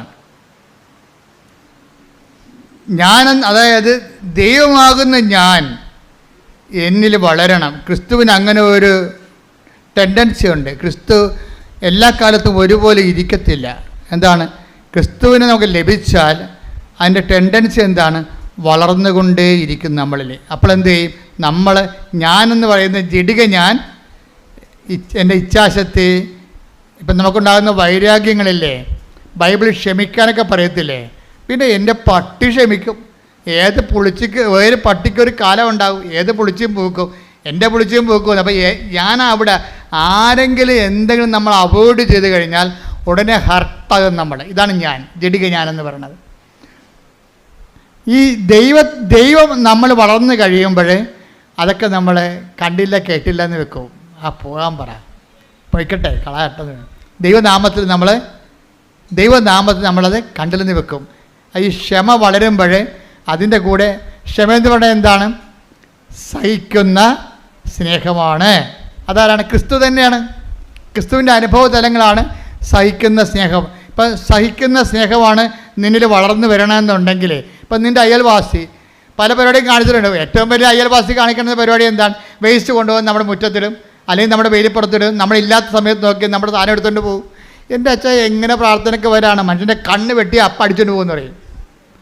അതുകൊണ്ട് പ്രാർത്ഥനയ്ക്ക് വരാതെ നീ ഉരലെ കെട്ടിപ്പിടിച്ച് വീട്ടിയിരിക്കണവരുണ്ട് പാവത്തുങ്ങൾ. കൊണ്ടേ തിന്നെ, നീ കൊണ്ടുപോയ കർത്താവ് എനിക്ക് തരുമെന്ന് പറഞ്ഞ് പോരണ്ടേ? അപ്പോൾ എന്താണ്? കർത്താവ് നിന്നെ വളരുന്നു. കൈകടിക്കട്ടെ.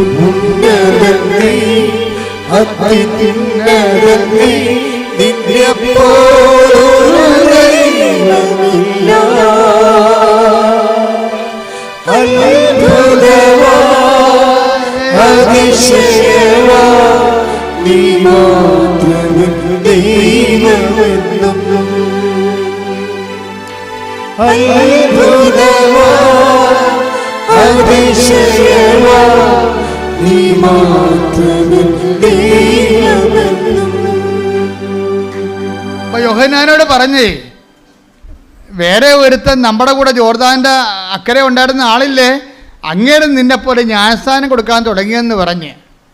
കർത്താവിന് വാസ്തവത്തിൽ ജ്ഞാനസ്ഥാനം ആരെ കൊടുക്കേണ്ട ഒരു കാര്യമില്ലാഞ്ഞ് യോഹന്നാനെ കൊണ്ട് ഈ സിറ്റുവേഷൻ ക്രിയേറ്റ് ചെയ്തിട്ട് യോഹന്നാനെ കൊണ്ട് ഈ പ്രബോധനം പറയിപ്പിക്കണമായിരുന്നു.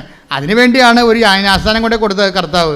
അപ്പോൾ കർത്താവ് ജ്ഞാനസ്ഥാനം കൊടുക്കുന്ന പരിശുദ്ധാത്മാവിലാണ്, വെള്ളത്തിലല്ല, പശ്ചാത്താപത്തിൽ ജ്ഞാനസ്ഥാനമല്ല. അത് ഏൽപ്പിച്ചിരിക്കുന്ന യോഹന്നാനെയാണ്. എന്നിട്ടും കർത്താവ് ജ്ഞാനസ്ഥാനം കൊടുത്തത് ഈ സിറ്റുവേഷൻ ക്രിയേറ്റ് ചെയ്യുകയാണ്. എന്താണ്? ജ്ഞാനസ്ഥാനത്തിലൂടെ, സഹനത്തിലൂടെ നമ്മുടെ ഇഷ്ടങ്ങൾക്ക് അനിഷ്ടമായി. ജ്ഞാനസ്ഥാനം എന്ന് പറഞ്ഞാൽ എന്താണ്? നമ്മുടെ ഇഷ്ടത്തിന് അനിഷ്ടമായി ബെൻഡായിട്ട് വേറെ ഇഷ്ടം വരും. ആരുടെ ഇഷ്ടം വരും? വേറെ ഒരു ഞാനുണ്ട്, ദൈവത്തിൻ്റെ ഇഷ്ടം വരും. അതിനാണ് ജ്ഞാനസ്ഥാനം എന്ന് പറയുന്നത്. അതിന് ദൈവ ഇഷ്ടത്തിൽ ഞാൻ എണ്ണത്തിന് തയ്യാറാക്കുന്നതാണ് ജ്ഞാനസ്ഥാനം. അത് വെള്ളം കോരി ഒഴിക്കണ കേസുകത്ത് മാത്രമല്ല. നീ ഒരു വെള്ളം കോരി ഒഴിച്ചില്ല, നിനക്ക് കർത്താവിനെ നിൻ്റെ ഹൃദയത്തിൽ വളരണം എന്ന് നീ ആഗ്രഹിച്ചാൽ, ദൈവത്തിൻ്റെ ഇഷ്ടത്തിന് വേണ്ടി നിൻ്റെ ഇഷ്ടം മാറ്റിവെക്കാൻ തീരുമാനിച്ചാൽ അപ്പോഴും നീ ജ്ഞാനസ്ഥാനപ്പെട്ടിരിക്കും.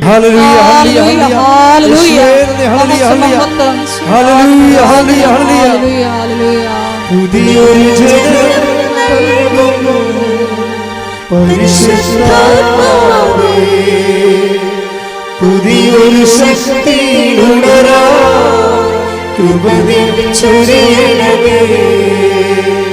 പുതിയൊരു ജനം നൽകുന്നു പരിശുദ്ധാത്മാവേ, പുതിയൊരു ശക്തി ഉണരാ, കൃപ ചൊരിയണമേ പരിശുദ്ധാത്മാവേ, എന്നിൽ നിറയണമേ, നിറഞ്ഞു കവിയണമേ, കവിഞ്ഞൊഴുകണമേ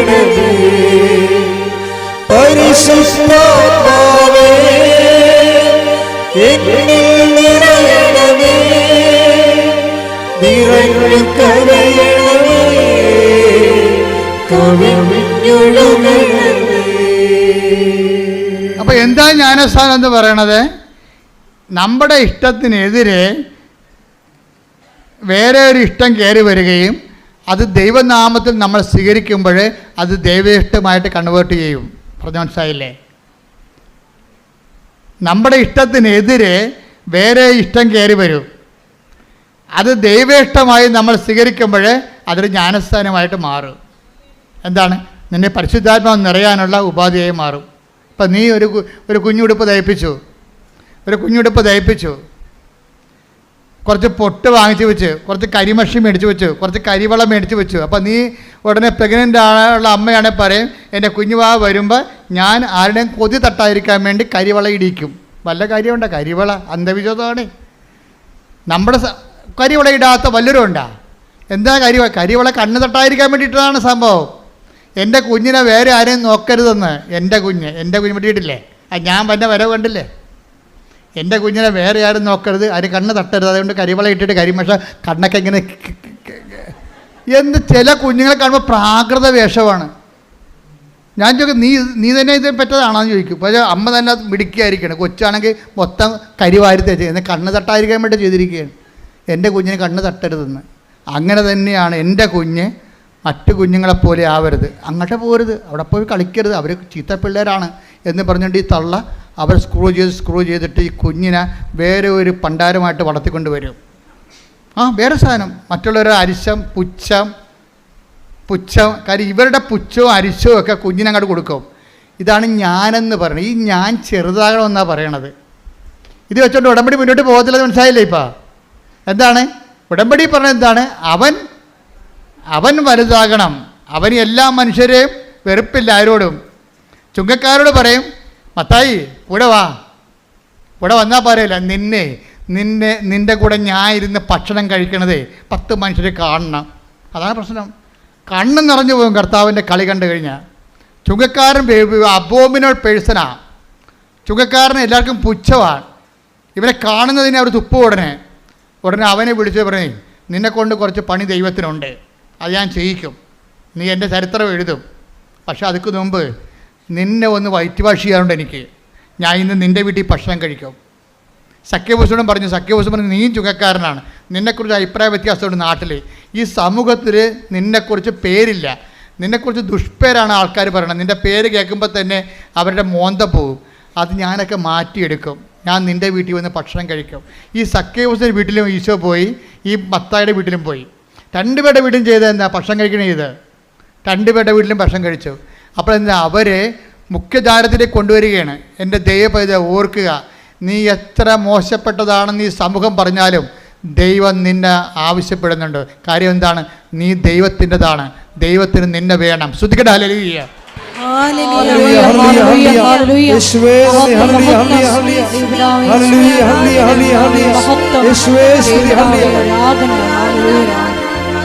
ഇത്ര നല്ല ദൈവത്തോട്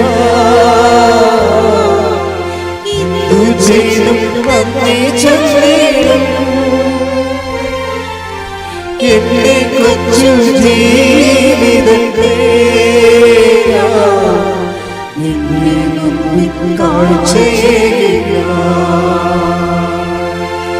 ഇത്ര നല്ല ദൈവത്തോട്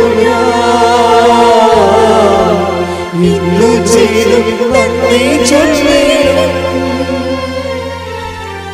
എന്റെ കൊച്ചു ജീവിതത്തെ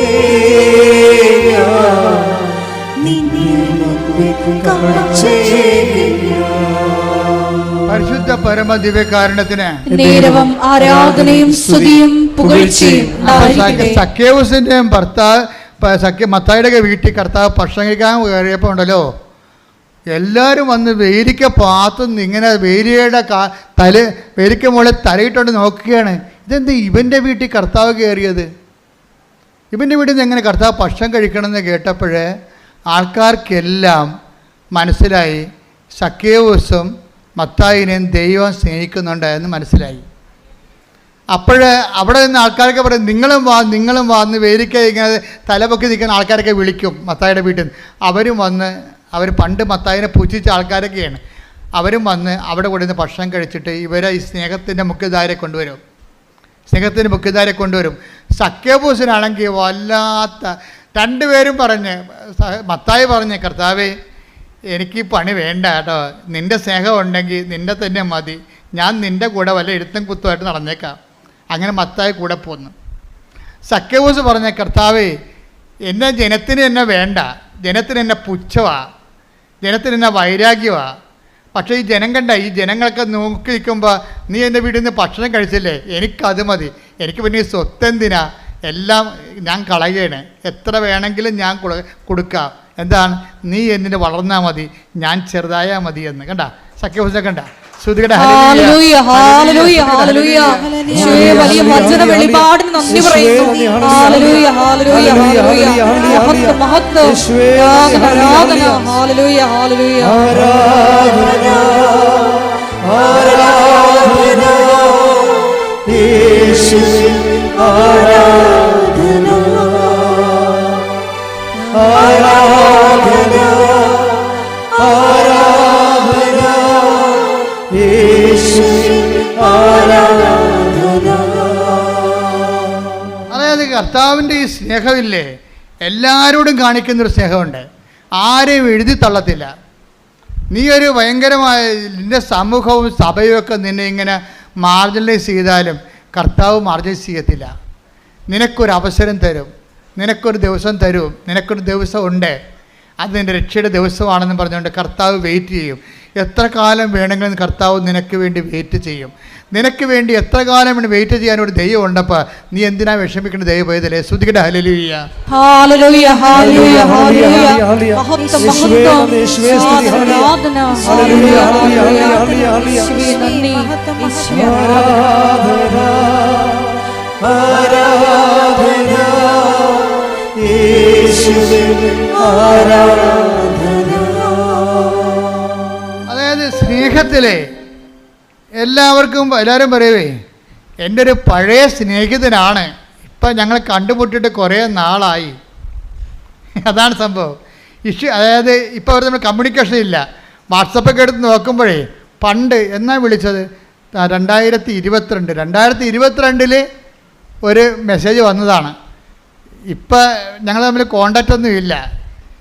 പക്ഷേ ഇപ്പം ഇത് നിൻ്റെ വിഷയമായത് കൊണ്ട് ഞാനൊന്ന് പറഞ്ഞു നോക്കാം, ചിലപ്പോൾ ശരിയാവും, ചിലപ്പോൾ ശരിയാകത്തില്ലെന്ന് പറയും.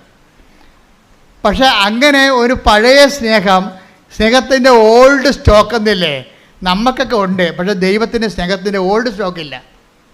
അത് എപ്പോഴും പറയും, നമുക്കൊക്കെ ഉണ്ട്. എൻ്റെ ഒരു പഴയ സ്നേഹിതയായിരുന്നു, ഞങ്ങൾ ഒരുമിച്ച് പഠിച്ചതാണ്, ഇപ്പം എവിടെയാണോ ആവോ.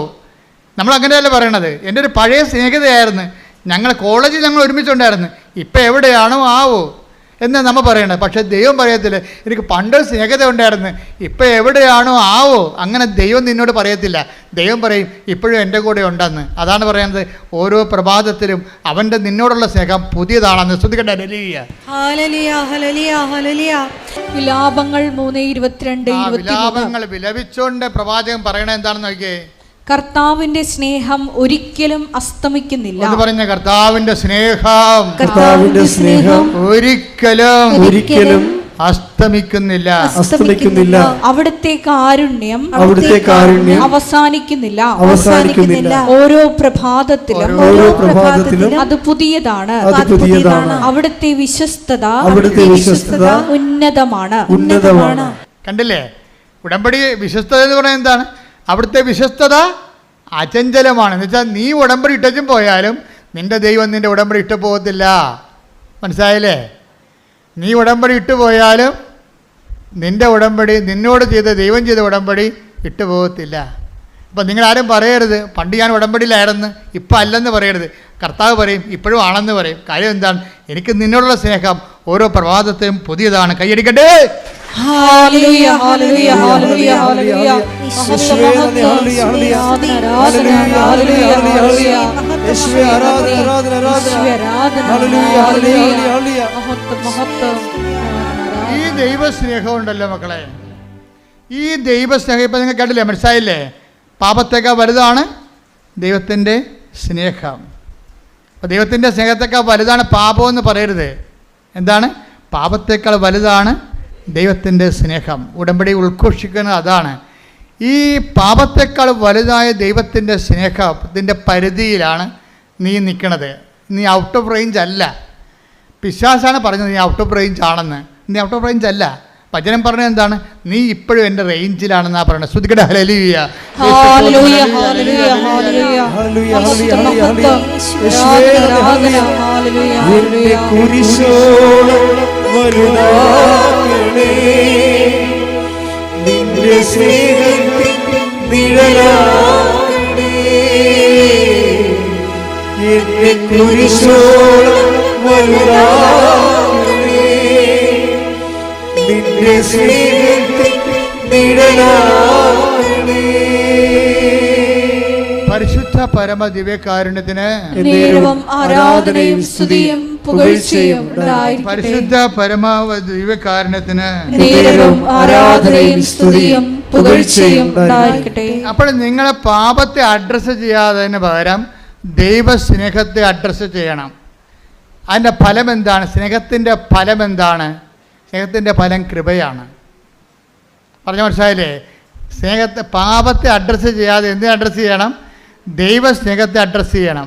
നിങ്ങൾ പത്രം കൊടുക്കുമ്പോൾ ദൈവസ്നേഹത്തെക്കുറിച്ച് കൊടുക്കണം. ഇന്നലെ ചാക്കോച്ച് ഒരു അപ്പച്ചൻ സാക്ഷ്യം പറഞ്ഞു. ചാക്കോച്ച് അപ്പച്ചൻ നമ്മുടെ ആദ്യം പറഞ്ഞ ജോസഫീന അമ്മച്ചിയുടെ ഭർത്താവാണ് ചാക്കോച്ച അപ്പച്ചൻ. അപ്പം അപ്പച്ചന് മരിച്ചുപോയ ആളാണ്. 4 അറ്റാക്ക് വന്ന് മരിച്ചുപോയി. മരിച്ചുപോയപ്പോൾ അമ്മ കിടന്ന് കാറി. അമ്മ പണ്ട് 2019 ഉടമ്പടി എടുത്ത ആളാണ്. അപ്പം അമ്മ പറയണേ, കർത്താവ് അമ്മേ 2 കൊല്ലം കോവിഡായിട്ട് വരാൻ ഒത്തില്ല. പിന്നെ എനിക്ക് തോന്നി നിനക്ക് എന്നോട് സ്നേഹമില്ലെന്ന്. അതിനൊക്കെ മറുപടി വേണം ഇപ്പോൾ പറഞ്ഞുകൊണ്ടിരിക്കണ പരിശുദ്ധാത്മാവ്. കേട്ടില്ലേ? അമ്മ 2 കൊല്ലം 2019 ഞാൻ ഉടമ്പടി എടുത്തതാണ്. പിന്നെ 2 കൊല്ലം കോവിഡായ എനിക്ക് വരാൻ ഒത്തില്ല. അപ്പോൾ എനിക്ക് എൻ്റെ വയസ്സ് 60 അപ്പോൾ ഞാൻ ഓർത്തിന് 60 വയസ്സുകാർക്ക് പുതുക്കി കിട്ടത്തില്ലെന്ന് ഓർത്തുകൊണ്ട് ഞാൻ പിന്നെ ഉടമ്പടി ഉപേക്ഷിച്ചു.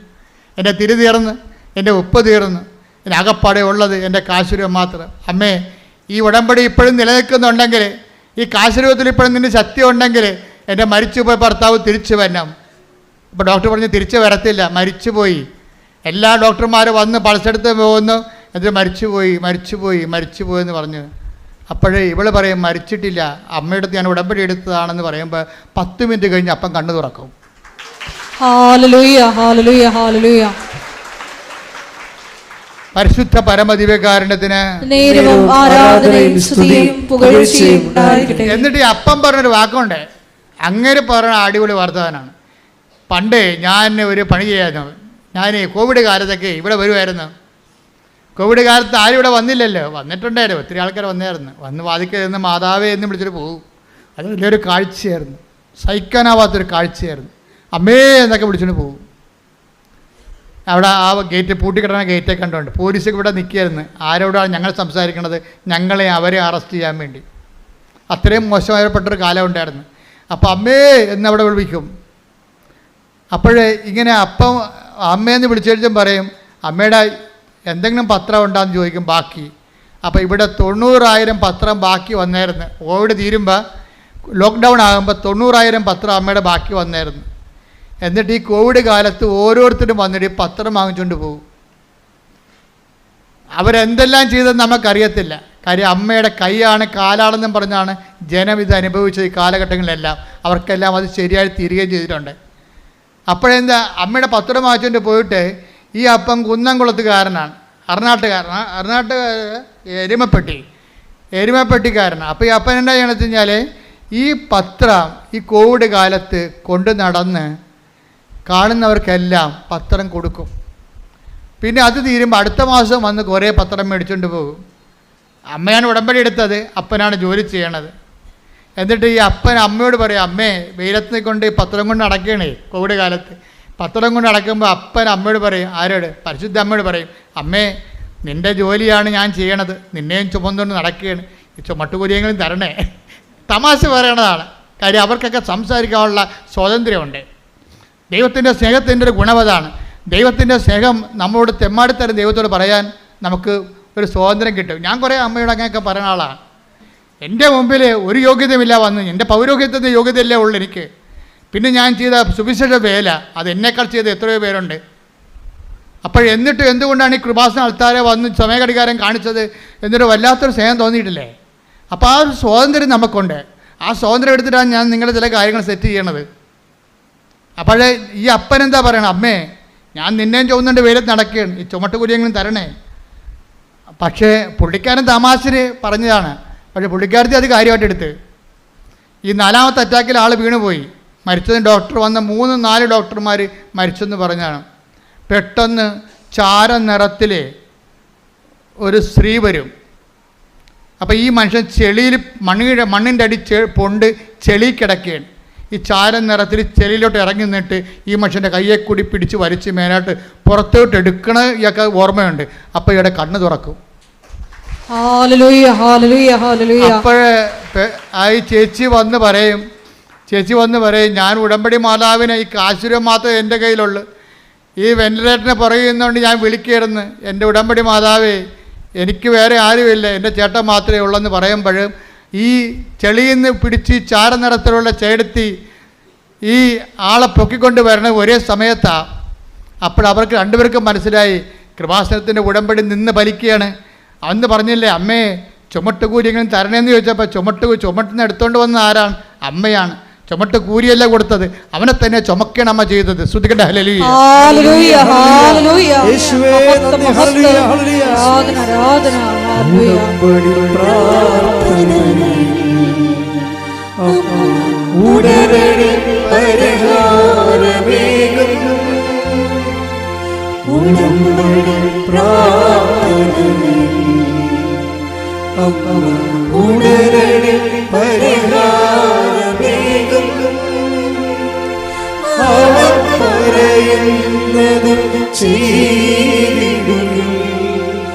ജീവിതം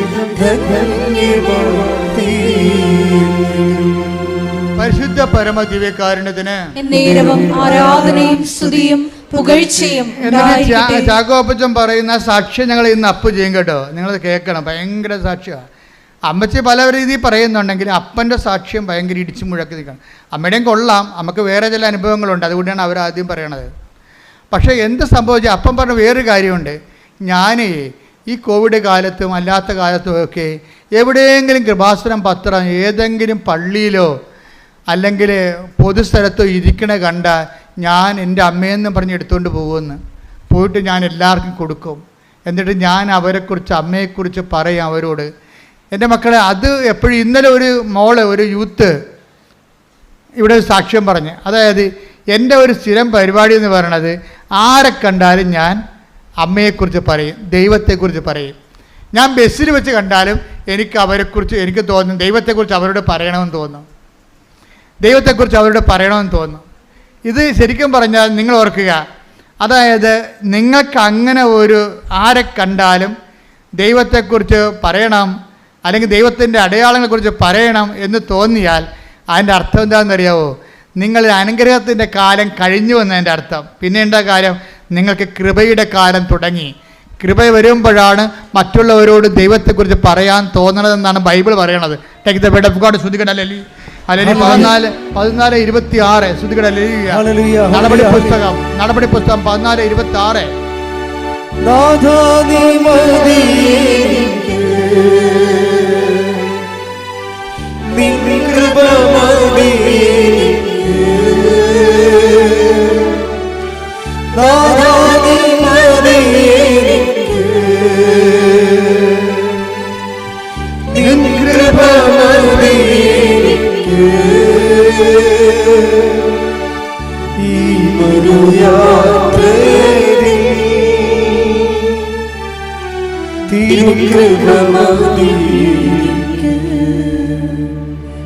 അപ്പോസ്തല പ്രവർത്തനങ്ങൾ 14:26. അവിടെ നിന്ന് അന്ത്യോക്യയിലേക്ക് കപ്പൽ കയറി തങ്ങൾ നിർവഹിച്ച ദൗത്യത്തിന്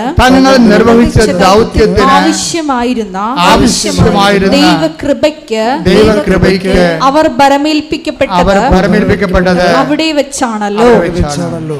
അപ്പോൾ അവരെ ഏൽപ്പിച്ച ദൈവകൃപ, അവരെ ഏൽപ്പിച്ച ദൗത്യം എന്ന് പറയുന്നത് എന്താണ്? ക്രിസ്തുവിനെ കൈമാറുന്നതാണ്. ഒരാൾ ആ ക്രിസ്തുവിനെ കൈമാറുന്നതിന് എന്താ നമുക്ക് വേണ്ടത്? അനുഗ്രഹമല്ല വേണ്ടത്, അത് ഫിസിക്കൽ ഫേവേഴ്സാണ്. നമ്മുടെ ബോഡിക്ക് മാത്രമേ ഉപകരിക്കാൻ പറ്റത്തുള്ളൂ. ക്രിസ്തുവിനെ കൈമാറ്റാൻ വേണ്ട ദൈവശക്തിയാണ് വേണ്ടത്. അതിനെന്ത് വേണം? ദൈവസ്നേഹവും ദൈവശക്തിയും. കാര്യം ദൈവശക്തി ഉണ്ടാകത്തില്ല പെട്ടെന്ന്. ദൈവസ്നേഹം ഒരാളുടെ വ്യക്തിയിൽ വർദ്ധിക്കുമ്പോഴാണ് ദൈവശക്തി അപ്ലോഡ് ചെയ്യണത്. അതെപ്പോഴും ഓർത്തേക്കണം.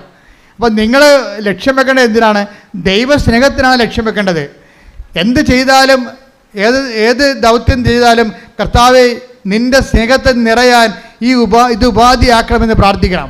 പ്രാർത്ഥിക്കുക. കർത്താവേ, കർത്താവേ, നിന്റെ സ്നേഹത്തിൽ നിറയാൻ, നിന്റെ സ്നേഹത്തിൽ നിറയുവാൻ എന്റെ ഉടമ്പടി പ്രവർത്തനങ്ങളെ എന്റെ ഉടമ്പടി പ്രവർത്തനങ്ങളെ നീ ഉപാധിയാക്കിക്കൊണ്ട്, നിന്റെ സ്നേഹത്താൽ നിറഞ്ഞുകൊണ്ട്, നിന്റെ സ്നേഹത്താൽ നിറഞ്ഞുകൊണ്ട് നിന്റെ കൃപയുടെ പ്രയോക്താക്കളാക്കാൻ നിന്റെ കൃപയുടെ പ്രയോക്താക്കളാക്കുവാൻ എന്നെ അനുഗ്രഹിക്കണമേ, എന്നെ അനുഗ്രഹിക്കണമേ. അപ്പൊ കൃപ ദൈവത്തിനെ കൈമാറാൻ തുടങ്ങുമ്പോ ഇപ്പൊ നിങ്ങൾക്ക് ഒരു പത്രം കൊടുക്കാൻ സന്തോഷം തോന്നിയാൽ അപ്പോൾ ഓർക്കുക ദൈവകൃപയിലേക്ക് നിങ്ങൾ പ്രവേശിച്ചെന്ന്. മനസ്സിലായില്ലേ? അതുവരെ ഇപ്പം നിങ്ങളുടെ IELTS പാസ്സായ അനുഗ്രഹമാണത്, പത്ത് വിത്തല്ല അനുഗ്രഹമാണത്, നിങ്ങളുടെ കല്യാണം നടന്ന അനുഗ്രഹമാണത്, നിങ്ങളുടെ ജോലി കിട്ടിയ അനുഗ്രഹമാണത്. പക്ഷേ നിങ്ങൾക്ക് കർത്താവിനെ കൈമാറാൻ തോന്നിയാൽ അത് കൃപയാണ്. കൈയടിക്കട്ടെ. Hallelujah, hallelujah, hallelujah. മഹത്വം, മഹത്വം, ആരാധന, ആരാധന, ഹല്ലേലൂയ, ഹല്ലേലൂയ. യേശുവേ നന്ദി, യേശുവേ ആരാധന.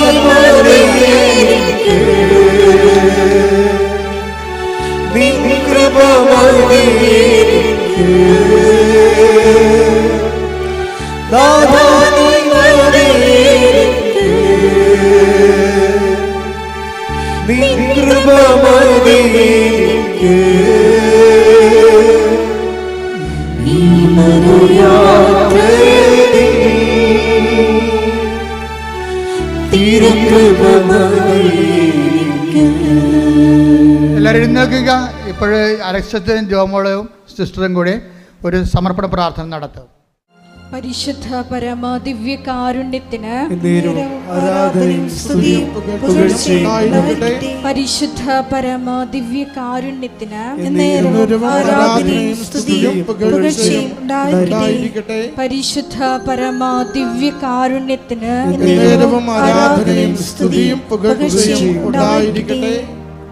ദിവ്യകാരുണ്യനാഥ, സാക്ഷ്യങ്ങളിലൂടെ ഞങ്ങളോട് സംസാരിച്ച ദൈവസ്നേഹത്തിന് ഞങ്ങൾ നന്ദി പറയുന്നു. മരിയൻ ഉടമ്പടി അത് നമ്മൾ ഓരോരുത്തരും ദൈവത്തോട് ചെയ്യുന്ന വലിയ വാഗ്ദാനമാണ്. അത് നിത്യതയോളം നിലനിൽക്കുന്നു. കാരണം അതിൻ്റെ മറ്റൊരു കക്ഷി ദൈവമാണെന്നുള്ള വലിയ ബോധ്യം ഞങ്ങൾക്ക് നൽകിയതിന് നന്ദി പറയുന്നു.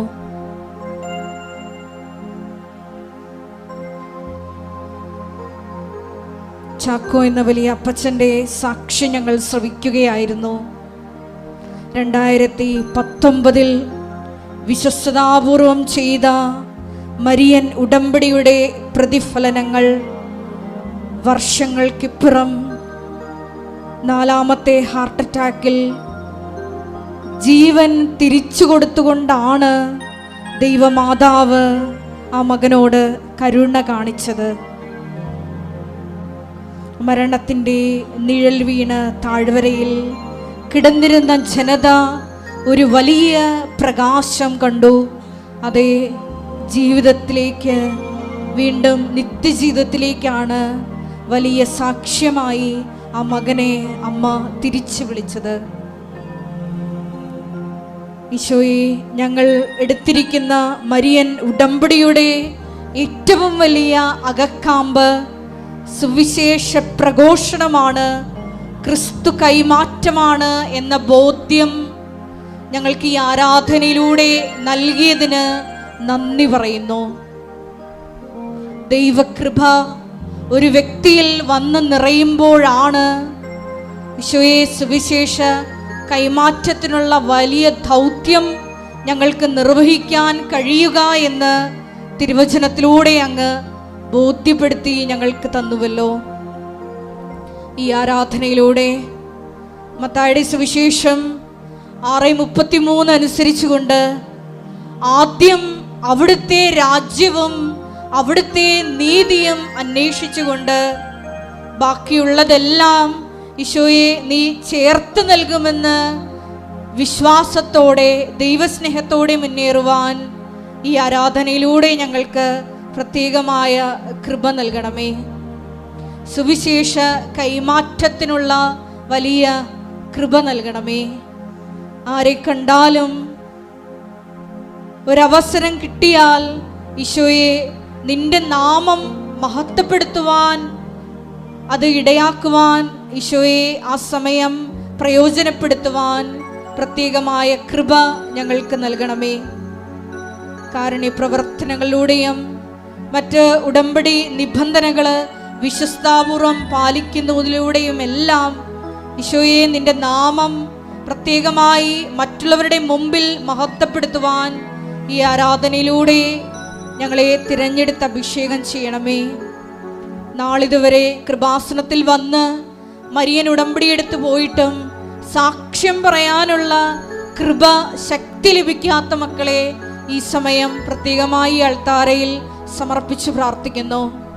ഈശോയെ നിന്നെ ഏറ്റുപറയുക എന്നുള്ളത് അതൊരു കൃപയാണെന്ന് വചനത്തിലൂടെ ഞങ്ങൾക്ക് ബോധ്യപ്പെട്ടതനുസരിച്ച് എത്രയും വേഗം ആ സാക്ഷ്യങ്ങൾ കർത്താവിനുള്ള കാഴ്ചയായി വന്ന് ഈ അൾത്താരയിൽ അർപ്പിച്ച് ലോകത്തിനു മുമ്പിൽ നിന്നെ മഹത്വപ്പെടുത്തുവാൻ ആ മക്കളെ കൂടി ഈശോയെ കൃപയാൽ അഭിഷേകം ചെയ്യണമേ എന്ന് ഞങ്ങൾ പ്രാർത്ഥിക്കുന്നു.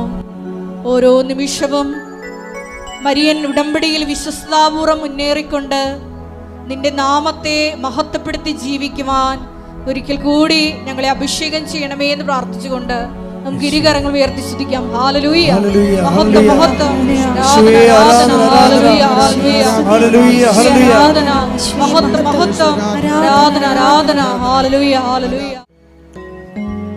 ഓ ദിവ്യകാരുണ്യനാഥ, ഉടമ്പടിയുടെ ലക്ഷ്യം ഉടമ്പടി മാത്രമെന്ന ആരാധനയിലൂടെ അവിടുന്ന് ഞങ്ങളെ എന്നറിയിച്ചുവല്ലോ. അവിടുത്തെ ഉടമ്പടിയെ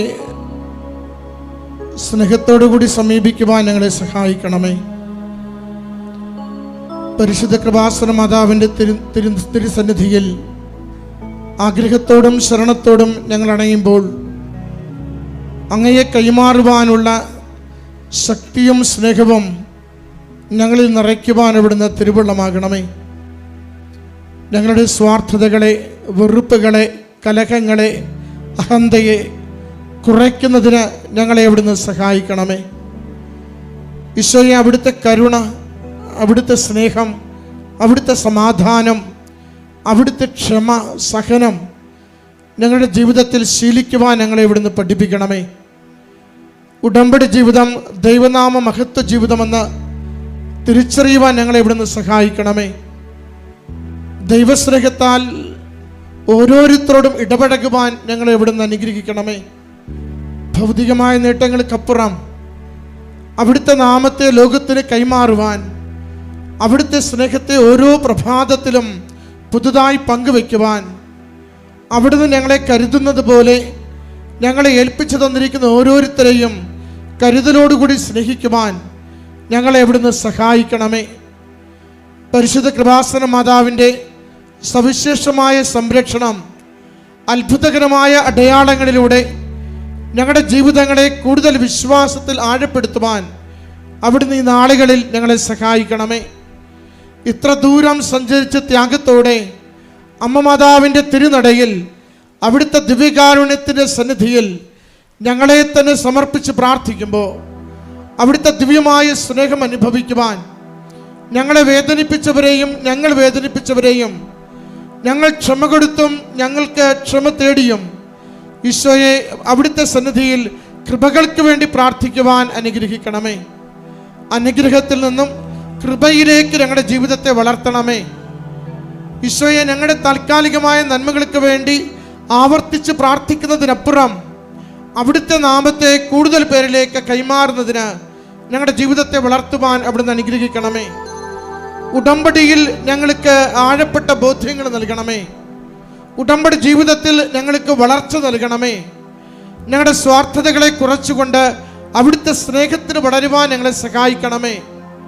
അമ്മ മാതാവേ, ദൈവേഷ്ടത്തിന് കീഴ്വഴങ്ങിക്കൊണ്ട് ദൈവിക പദ്ധതിയോട് പൂർണ്ണമായി ചേർന്ന് നിന്നുകൊണ്ട് രക്ഷാകര ദൗത്യം പൂർത്തീകരിക്കുന്നതിന് തിരുക്കുമാരനെ സജ്ജമാക്കിയതുപോലെ ഈ കാലത്തിൽ, ഈ ലോകത്തിൽ ദൈവനാമത്തെ മഹത്വപ്പെടുത്തിക്കൊണ്ട് സുവിശേഷവൽക്കരണത്തിന് പങ്കാളികളാകുവാൻ ഞങ്ങൾ ഓരോരുത്തരെയും പ്രത്യേകമാവിധം സഹായിക്കണമേ. ഉടമ്പടി ജീവിതത്തിൽ അവിടുത്തെ നാമത്തെ പ്രകീർത്തിച്ചുകൊണ്ട് അവിടുത്തെ അടയാളങ്ങളെ സാക്ഷ്യപ്പെടുത്തിക്കൊണ്ട് ഞങ്ങൾ കൈമാറുന്ന അവിടുത്തെ വചനത്തിൻ്റെ, അവിടുത്തെ സ്നേഹത്തിൻ്റെ, അവിടുത്തെ ശക്തമായ ഇടപെടലുകളുടെ കൃപാസനം പത്രം അത് ദൈവസ്നേഹത്തോടുകൂടി കൈമാറുവാൻ ഞങ്ങളെ സഹായിക്കണമേ. കൃപയുടെ ഉപകരണങ്ങളായി ഞങ്ങളെ മാറ്റുവാൻ അവിടുന്ന് സഹായിക്കണമേ. ഈശോനാഥ, ഞങ്ങളായിരിക്കുന്ന അവസ്ഥകളെ, ഞങ്ങളുടെ എല്ലാ മരണത്തിൻ്റെ മേഖലകളെ, പാപത്തിൻ്റെ മേഖലകളെ അവിടുന്ന് അറിയുന്നുവല്ലോ. അവിടുത്തെ സ്നേഹത്താൽ പാപത്തെ വെറുത്തുപേക്ഷിക്കുവാൻ ഞങ്ങളെ അവിടുന്ന് ശക്തിപ്പെടുത്തണമേ. അവിടുത്തെ കൃപ കൊണ്ട് ഞങ്ങളുടെ ജീവിതങ്ങളെ നിറയ്ക്കണമേ. സമാധാനത്താൽ നയിക്കണമേ. സ്നേഹത്താൽ പ്രത്യാശയോടുകൂടി ഏത് വലിയ പ്രശ്നത്തിനും അടിയുറച്ചെങ്കിൽ ശരണപ്പെട്ട് ജീവിക്കുവാൻ ഞങ്ങളെ അവിടുന്ന് സഹായിക്കണമേ. ഓരോ സങ്കടത്തെയും ഏറ്റെടുക്കണമേ. ഓരോ കണ്ണീരിനെയും ഏറ്റെടുക്കണമേ. എല്ലാ തകർച്ചകളെയും ഏറ്റെടുക്കണമേ. അവിടുത്തോട് ചേർന്ന് സഹിക്കുവാൻ ശക്തി നൽകിക്കൊണ്ട് അവിടുത്തെ കൃപ സ്വീകരിക്കുവാൻ ഞങ്ങളെ സഹായിക്കണമേ. ഞങ്ങളുടെ എല്ലാ ക്ലേശങ്ങളിലും, ഞങ്ങളുടെ എല്ലാ ദുഃഖങ്ങളിലും ഈശോയെ അവിടുത്തെ നാമം മഹത്വപ്പെടട്ടെ. ഞങ്ങൾ ഇല്ലാതായാലും മരണപ്പെട്ടാലും അവിടുത്തെ നാമം മഹത്വപ്പെടട്ടെ. അങ്ങയ്ക്ക് വേണ്ടി ഓരോ നിമിഷം ജീവിക്കുവാൻ ഞങ്ങളെ അവിടുന്ന് സഹായിക്കണമേ. പ്രയോജനരഹിതരായ ദാസന്മാരെ പോലെ ഉത്തരവാദിത്തങ്ങൾ നിർവഹിച്ചുകൊണ്ട് ദൈവനാമത്തെ പ്രകീർത്തിക്കുന്നതിന് വേണ്ടി ഈ ഉടമ്പടി ജീവിതം ഉപയോഗിക്കുവാൻ ഞങ്ങളെ അവിടുന്ന് സഹായിക്കണമേ. ഈശോയെ, ഈ നിമിഷങ്ങളിൽ ഞങ്ങളുടെ ആത്മശരീരങ്ങളിലൂടെ, മനസ്സുകളിലൂടെ കടന്നു പോകുന്ന ഓരോ നിയോഗത്തിന്റെ മേലും, ഞങ്ങൾ ആഗ്രഹിച്ച് പ്രാർത്ഥിക്കുന്ന എല്ലാ അപേക്ഷകളുടെ മേലും അവിടുത്തെ ആശീർവാദത്തിന്റെ വലതുകരം വിരിക്കണമേ. ഈശോയെ, അവിടുത്തെ സ്നേഹിക്കുവാൻ ഞങ്ങളെ സഹായിക്കണമേ. ഈശോയെ, അവിടുത്തെ കൃപ നിറയും വിധം അവിടുത്തെ ശക്തി നിറയുവാൻ അവിടുന്ന് സഹായിക്കണമേ. ഈശോയെ, അവിടുത്തെ കൈമാറുന്നതിന്, അവിടുത്തെ കുറിച്ച് സംസാരിക്കുന്നതിന് ഞങ്ങളുടെ അധരങ്ങളെ അവിടുന്ന് ശക്തിപ്പെടുത്തണമേ. ഞങ്ങളുടെ ഹൃദയത്തിൽ അവിടുത്തെ വചനം നൽകി സഹായിക്കണമേ. അവിടുത്തെ ദിവ്യ സ്നേഹത്താൽ ഞങ്ങളെ നിറയ്ക്കണമേ. ഒരുമിച്ച് അവിടുത്തെ നാമത്തെ മഹത്വപ്പെടുത്തി സ്തുതിച്ച് പ്രാർത്ഥിക്കുന്നു. ഹല്ലേലൂയ. യേശുവേ, സ്തുതി കർത്താവേ, ആരാധന മഹത്വം കർത്താവേ, നന്ദി കർത്താവേ, സ്തുതി കർത്താവേ. അവിടുത്തെ നാമത്തിന് മഹത്വം കർത്താവേ, അവിടുത്തെ കൃപയാൽ നിറയ്ക്കണമേ കർത്താവേ. ഹല്ലേലൂയ. സ്തുതി കർത്താവേ, ആരാധന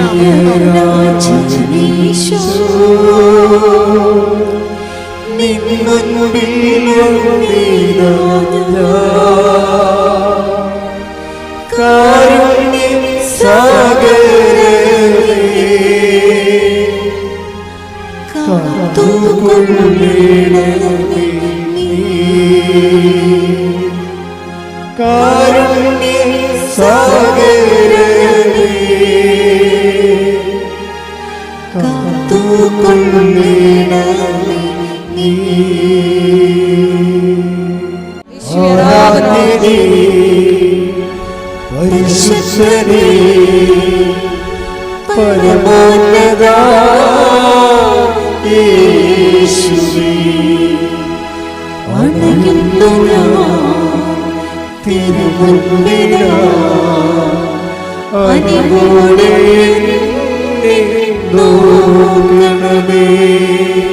ആരാധ്യനേ, പരിശുദ്ധനേ, പരമോന്നതാ യേശുവേ, അണയുന്നു ഞാൻ തിരുമുൻപിലാ, അനിവോടെ നോക്കണമേ. എല്ലാവരും മുട്ടി നിൽക്കുക. കൈകൾ കൂപ്പി ഭക്തിയോടെ നിൽക്കണം.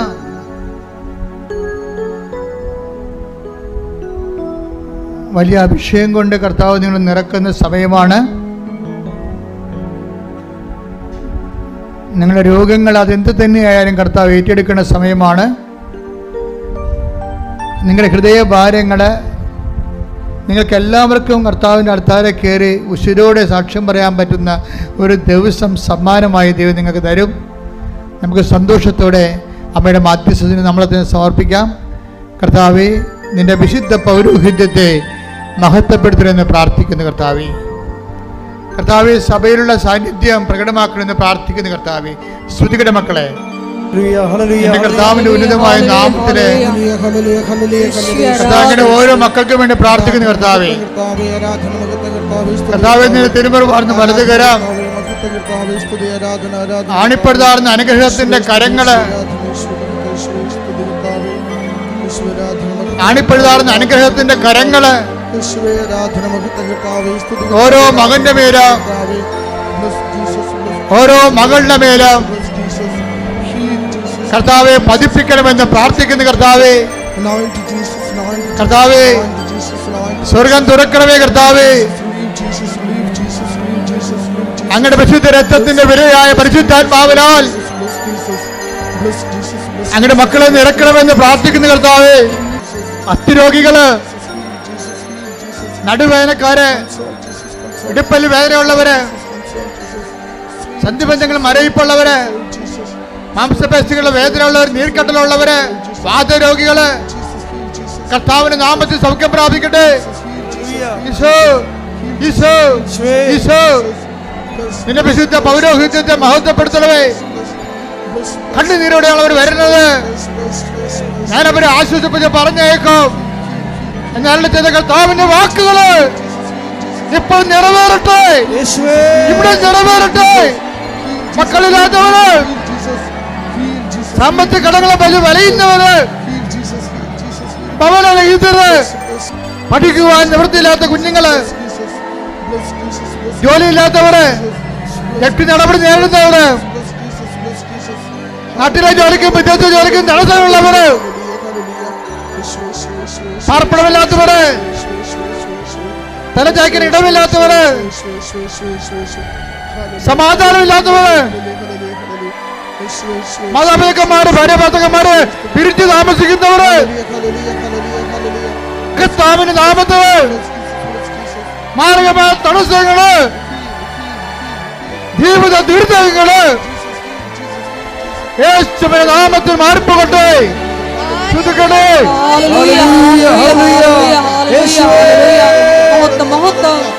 ആരാധന ഈശ്വരിൽ ആരോഗ്യം സുഖപ്പെട്ടുകൊണ്ട് അങ്ങയുടെ നാമത്തെ ആരാധനയിലൂടെ